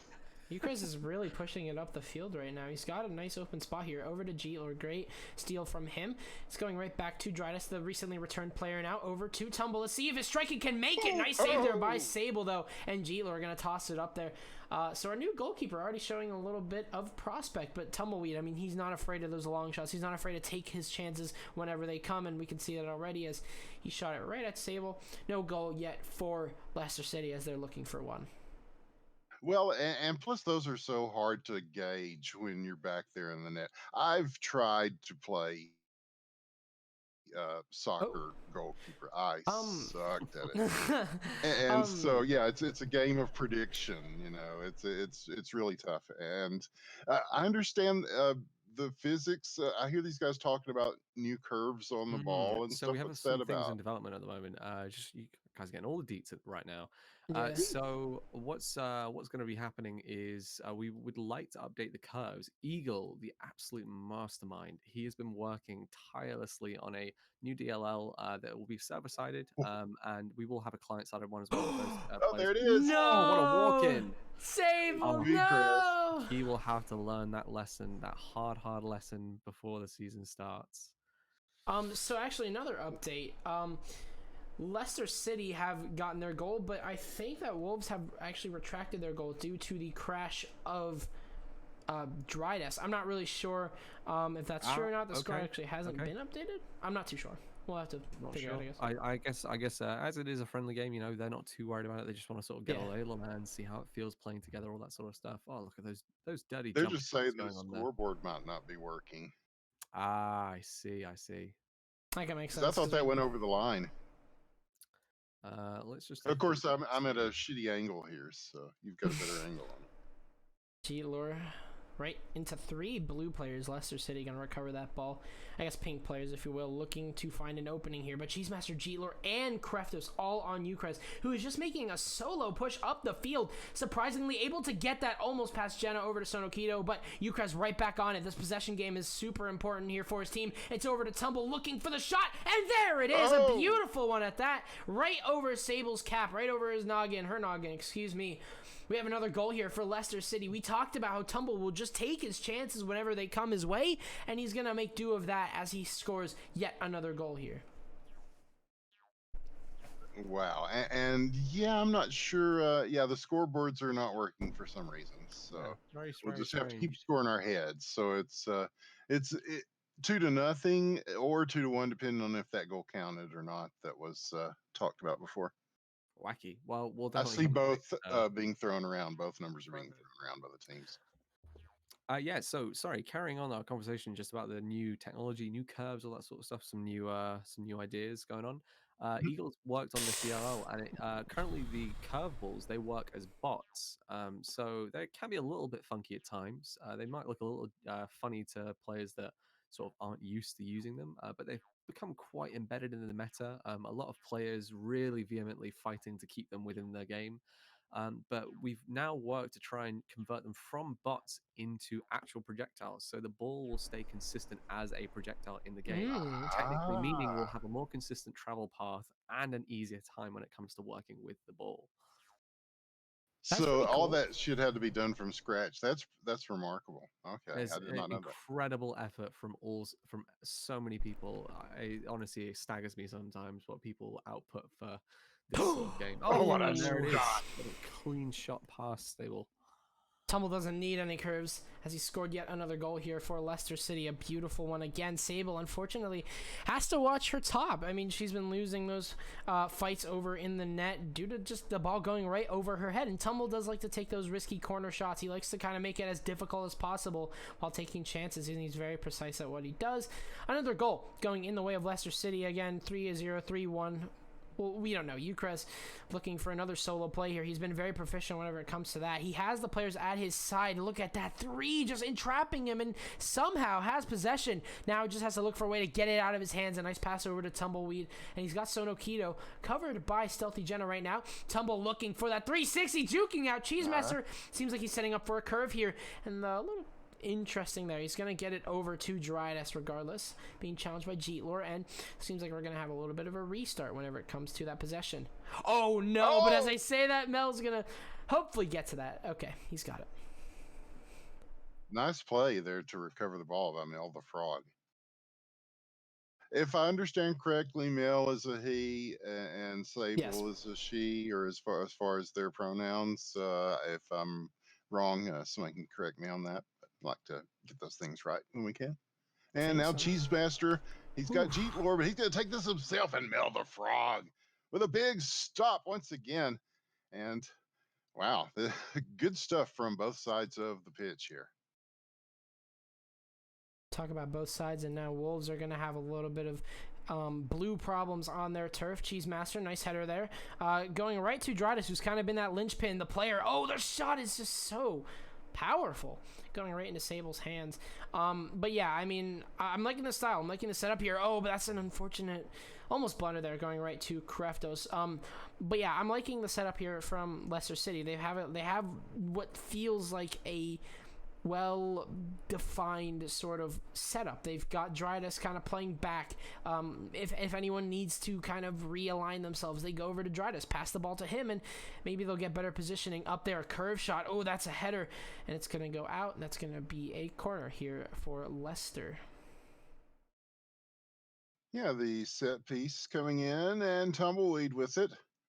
And just looking for some room there as Cheesemaster just all over him defensively. The cross pass coming in and floating out of bounds. And so back to Matt here to reset the offense. And once again, they head towards it. Tumbleweed in through the bunch of defense, bunch of green names there, and they will reverse direction and counterattack here. It looks like as the Cheesemaster with the ball, anything can happen. Beautiful header there to Cheesemaster as he's making a solo play right now. Stopped right in his tracks by Tumbleweed and passing it up all the way over to Ukrez. Now, Ukrez has been proficient enough up by himself, but unfortunately Jenna's gotten to that first. She's looking for a redemption arc here, looking for a shot. Covered, however, by Tumbleweed. He will secure the ball. And oh, G-Lord, great positioning from him. He's going to be able to steal it back. It's a race for the ball. Cheesemaster's won that race. Looking for any sort of opening that he has, but he's covered by Sono and Tumble. Your attackers, if you will, as it's going to be a corner kick for Wolves. Your attackers playing a little bit of defense here as Geese is cheering him on. Pass over. It looks like that was to Jeetlord, but unfortunately we'll just cut too close there. Still in the hands of the Wolves. There's the shot, and oh my goodness, so close. Mel has it in his hands, but it clearly exploded. Regardless, Cheese showing that he's got that accuracy. Does that count? Is that it's in, and Mel picked the ball from the roof. Timer should not be running on a dispute like this. Blah blah blah. Okay, so inconclusive. We'll rule that as inconclusive. And that's the game. That is your match. The GGs are coming out, and I don't know. I'm serious, y'all. That was an interesting one. Regardless, I think, of scoreline, I think Leicester, in the end, come out on top there with 4 goals in the bag. So really, really good start there. Obviously, 2 very close-up teams. We've seen shots, we've seen possession, and we've seen quite a beautiful exhibition match between these 2 teams. Star players. I'm gonna toss it over to you, Winters. I want to get your opinion on this. I'm putting you on the spot. Who do you feel like was the star player of that entire game? We saw some good stuff from the people that were there in the early parts of the draft, and of course the captains. Cheesemaster looking pretty good. Tumbleweed, they just kind of went back and forth. Yui Cress just always seemed to be right there when they needed an outlet. You want those people that'll just get open for you and make those little triangles. That's what we always used to use. Make those little triangles, and then one of those people in the triangle is always going to be open.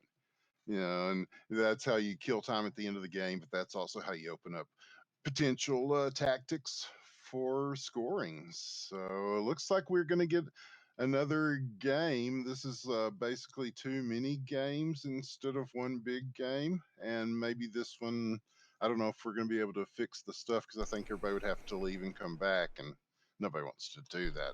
It's midnight in America. Yep, so it seems like we're gonna have another go at this scrimmage match. I'm really excited to see how this goes. Obviously, we've kind of ironed out what everything's gonna be like. Kind of just shaking off the rust after 2 years of non-competition. Let's see where it lands. Kickoff beginning here for Wolves. Has it been that long? I mean, I guess people are still playing obviously in the meantime, and last cup was summer of 2018. I think see. Okay. Usually, what happens too is we sort of have people coming back specifically over the summer period for just to play this, which is great to see. Sometimes we do draw a crowd. Sort of Kingston is not traditionally a player that usually will be on the game all year round, but he will always make a return, especially for us. And just like Meatcell said, he makes a special pilgrimage back to the game that is Blockland just for us. That's it's awesome. a start for a lot of us. It's it was a start for my commentary career. It was who knows? Maybe it was the start of Meatcell speedrunning career. Who knows? But yeah, it's a game that a lot of us have grown up with, myself included here. As Wolves are starting to grow into this attack right now. Cheese, a shot immediately. Mel's going to get that reverb right to Jeetlord, though, looking for another opportunity, but too much time taken out of that. Uakra is going to try and secure that one. Kreftos and Sonokito are going to be there for the recovery. Sono has that in his hands. Again, covered by his 3-man band that is Kreftos, Jeetlord, and Cheesemaster. Tumble now with possession of the ball, and he's got options. He's got Ukrez and Sonokito, and you can't really cover both, but right now it seems like they want to aggress on the ball instead of trying to cover their players. Pass over to Jenna. She's gonna throw it far and wide. It looks like it might go in the hands of Leicester City as it goes right back to the goalkeeper. Oh, but it goes right back to Cheese. A rare blunder from Mel, and Cheese will take perfect advantage of it. A beautiful shot from him, and we're gonna start off with a goal here for the Wolves.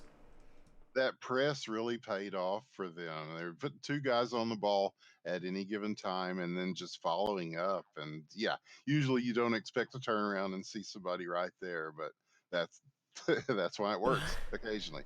So now Cheesemaster at midfield. He's got Jeetlor coming with him, Krethos coming up the back. And opportunities here. The shot, the big save once again by Mel the Frog. And again, keeping things out of danger. It says goal back there. I don't know. Well, it seems like they're not going to roll with that judgment, I guess. That thing ain't working worth a damn. I don't know. We broke it. Urikres over to Sono. Great blocking there by Jenna. Jenna really living up to her name, Stealthy. She's never there whenever you expect it, but whenever you least expect it, she's exactly right behind you, waiting for that defense here. Urikres looking to push up. He hasn't really done a lot of self-passing, but Sono actually has it, and it's gonna go right in net. Unfortunately, Monaco is unable to save that. Seems like the trackpad days are coming back to haunt him. Maybe, just maybe we'll see a little bit more from him, but now we are even. Leicester City and Wolves equal. Okay, Actually, yeah, and I want to think, make a correction too that it's 4-2 right now. If you're keeping score at home Oh, or are even we if doing, you're by yourself. Oh, this is second half. Is that right? This is second half? Are we doing it Or else they scored a shitload of goals just right underneath our noses. But here might come another one. It's got Jeetlord there. Urikres again there to get the ball out of danger on a triple team, no less. Now Sonokato coming back. And again, Stealthy Jenna, good positioning across the middle to make sure that they're cutting off the angle.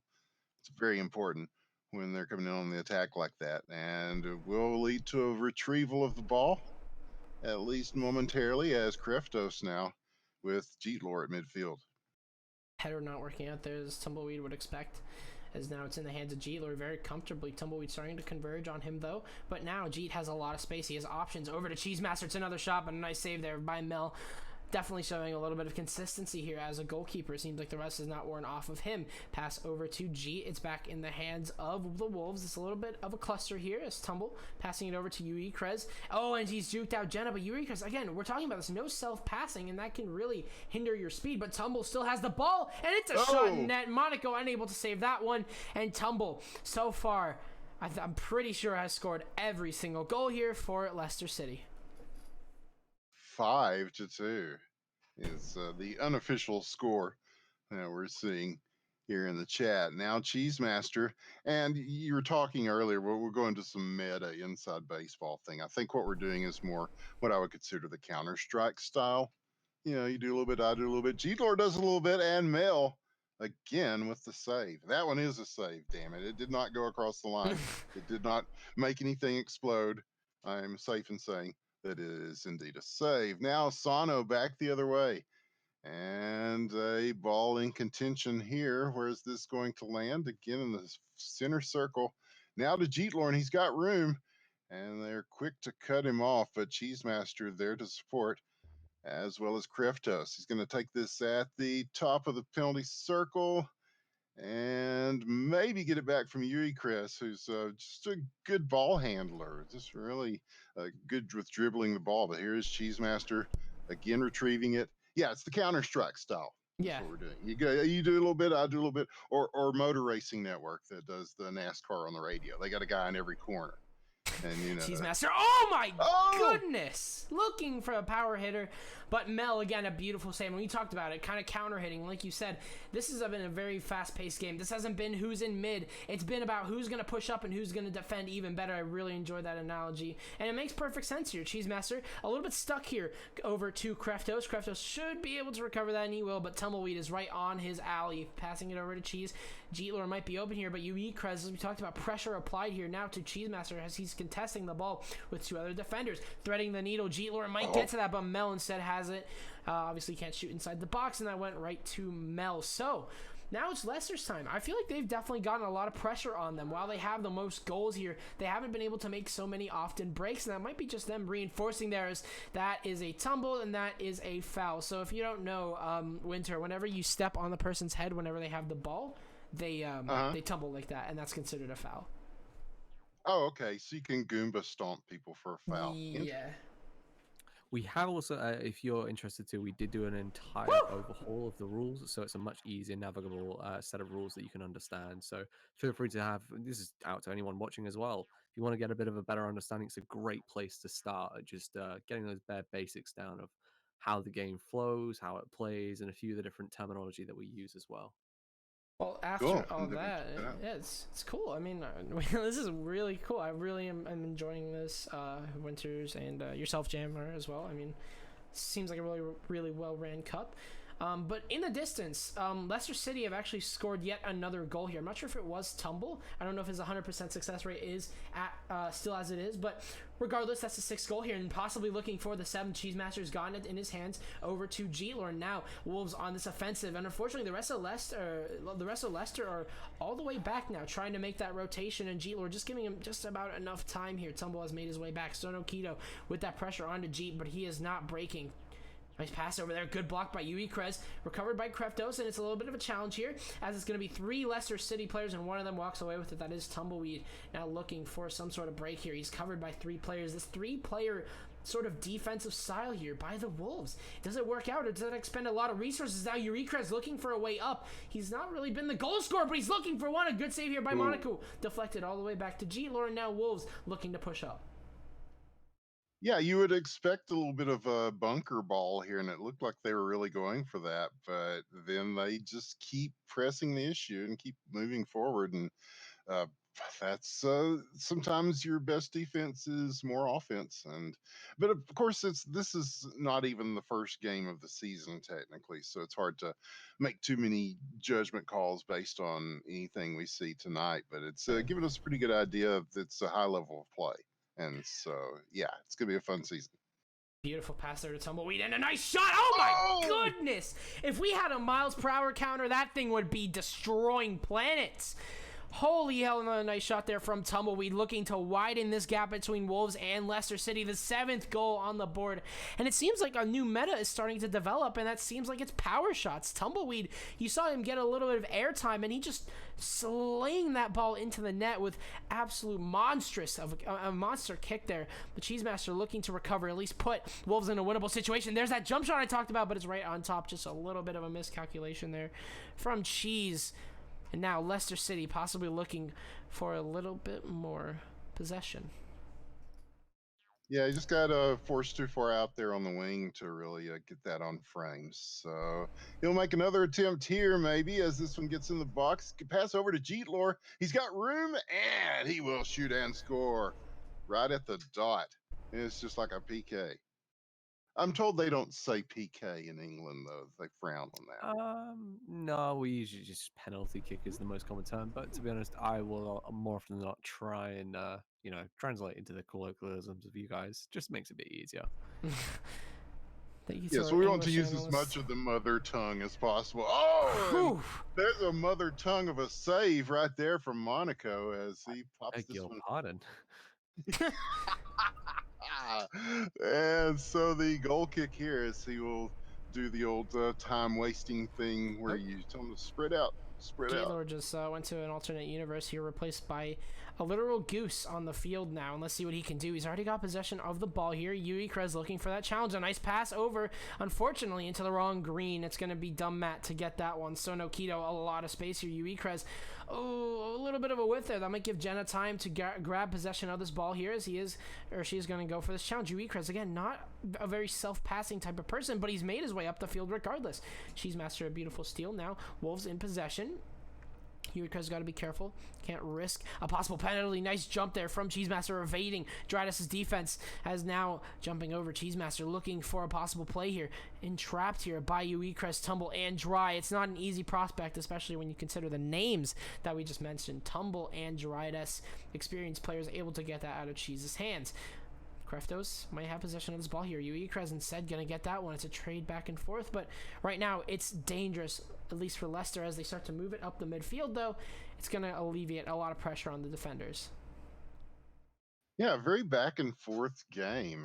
It just kind of drives deep into both ends, and there's not a lot of messing around at midfield, as they're not wasting any time again here, as Sano with it in the corner. Now to Tumbleweed. Shot. and score as he gets that one past Monaco. And it is an 8-3 game right now. Tumbleweed very terrifying right now on this offense, and it could be the sign of a future possibility here for what is to come. How many goals is that now? Is that 7? I think that's 7. I think 1 goal was scored by Sono. I'm not too sure about that. Well, I think we've probably found our MVP if we have to select such a thing this evening.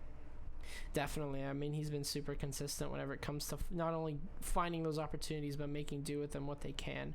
She's looking for an opportunity himself, but speak of the devil, it is Tumble running up the line here. Challenged by Kreftos and Cheese. This is genius because Cheese doesn't have a lot of options right now. He can't really step off the field and go for a steal as Tumble's starting to converge inward, but Geese is there for it. Those defensive traits sort of coming back to him. Recovered here by Drydas. Actually, recovered here by Geese ahead of Drydas, and seems like a little bit of a challenge here as Wolves will now grab the ball. Yep, the triple team will do the trick there as stolen again, Tumbleweed. And he will look across for Yui Crest, who is there. Can get to it. Oh, and still with the ball somehow. Oh no. Unfortunate time some- steal. That's unlucky. Oh, man. How did he hold on to it for as long as he did? That was I don't insane. know. I need to learn. I mean, that's my weakness, is that he can just get the ball off of me really easy. But Uikres, no matter what, even though he doesn't like to run a lot, he's not really a very speedy player. He's a fort. He's a goddamn fort. And now Drydas again to Yui Chris. Got Sano up front there. He's going to back up for this ball. And looking for the header, and Sable is back in the net to make the stop. And so everybody getting a little bit of playing time tonight. And so I suspect that that's probably true throughout the season. They try to get, at least a game or two for everybody. Another big save by Sable. Is starting to feel more like the season kind of shape that you want to be in. This is a preseason exhibition that was completely, I don't know if it was planned or not, Oh. but Yeah, definitely planned as that Yui pass Krez. there, that shot, Oh! and that score by Yui Chris. And 9 so adding more goals. to the tally, yeah. And very much answering my question about are there ever any high scoring goals or blowouts in Blockland soccer. Well, seems like this is a very high-scoring game here. Unfortunately, not in the favor of Wolves. Uikres, the most recent goal scorer, going to go flying a little bit here as the Wolves look for possession over to Cheesemaster. He's got a lot of space to do this with, but not Geese at the same time. Looks like Cheese might just go for the shot here, faking out the defense here of Leicester City. Drydas will recover that, looking for a safe opportunity for a clear, and it's going to go over to Stealthy Jenna, unfortunately miscalculating the timing there of Tumbleweed and Sono's movements. Jenna now back to Geese. Wolves definitely a good chance here. Over to Cheesemaster, looking for something. Unfortunately, another miscalculation, and unfortunately, it seems like this is what Wolves are having a little bit of a struggle with. They can't seem to find those passes. I mean, they're super important, and right now, great steal here from Uikres, but again, Wolves back on this, hammering away at the Leicester City attack, but the Leicester City attack has shown that they are not breaking so far. Cheese looking for options. Tumble very passive on this one. Not too characteristic of him, but Tumble, the passiveness does end up paying off here, and Leicester have a better chance than ever before. No defenders back. It's going up. Can Sable save this one? It's gonna bounce. Oh no! Sable, get it! No! Sable! Oh, that's a heartbreaker. Pulling the Waldo tab out. Oh, that's just... Oh, that is a heartbreaking 10th goal there for Leicester City. As Wolves, they've got 3 seconds. It's going to go for the shot. Mel, and will save it, breaking the hearts of Leicester, of Wolves, and now Leicester walking away with the W. Yeah, but you know what, man? It's not all bad news for the Wolves. I mean, they're putting some good ideas together. It felt like kind of like there's just a little extra step in there missing, perhaps, and that's the kind of thing that you can easily correct throughout the season as you start playing together more and you get more experience with the team. And so, and also that they did some good stuff on defense and in goal too, but it was just a very overwhelming attack from City, and that was what made the difference in this little show match tonight.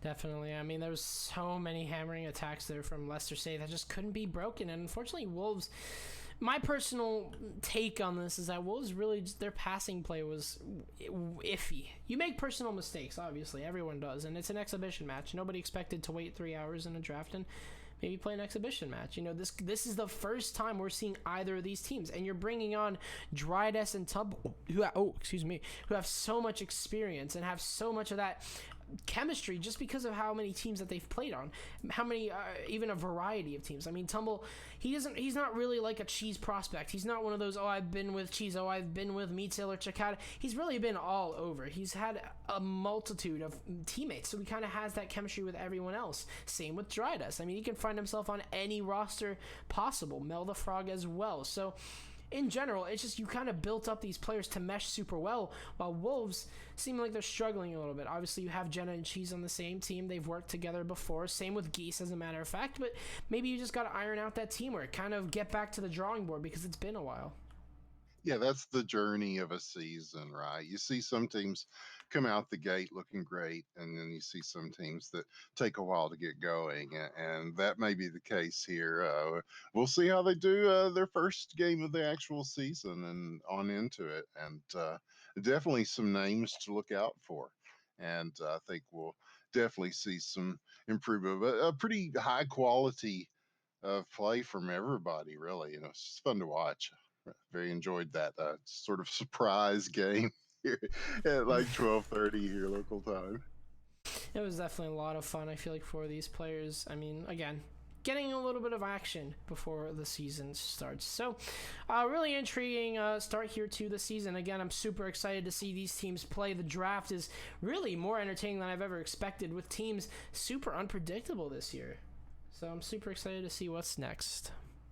Yeah, it's exciting to see how excited you guys are, you know, and I don't know, when all the things that you were talking about, all the cups of before, I mean, not to say too much, but this year a lot has happened, like in the world. I mean, you know, it's viruses and ship burning down and stuff. So I think everybody's kind of feeling like, well, let's evaluate where we're at and let's make a new start, you know, on a bunch of shit. That's when I talk to people, and you can see the spirit of that too in here. I mean, let's shake things up a little bit. We talked to Meat Cell a little bit about some of the ways he's doing that with his team, and I think a similar spirit seems to permeate what's going on in this league in the Premier Cup 2020 that's about to take place. When are the first games, guys? Is it Tuesday? We're yet to find out. So we'll have a captain's meeting tomorrow, and then from there we'll determine sort of the schedule of the games, and then release a full schedule for the public to see, and also organizing all the staff on there as well, just so it makes life nice and easy for everyone. Okay, But cool. hopefully we'll have something sort of midweek, maybe sort of mid to late next week, is what we're looking at right now. Okay, well, that sounds great. Flagging? The server disconnect for anyone else? What's that? Yeah, there's a complete lag right now. So, I'm stuck on looking at your ecrans right now.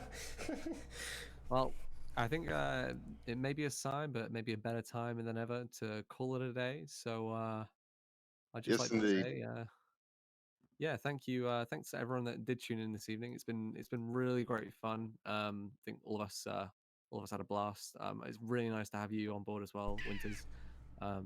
Thank you. Thank you. We hope we have lots more interviews as we move forward, and more commentaries as we move forward. It's a nice little trio we've got going on here. But yeah, as you can see on the screen as well, everyone, if you're watching and you aren't on the Discord already, there's the invite link. Jump on board. It's BCS Discord. And keep an eye out on the Premier League channels for all the updates that we'll be posting on there about the upcoming matches and any more information that we want to let you guys know about. Thank you, Jamjoy. Razor, you got any final thoughts here?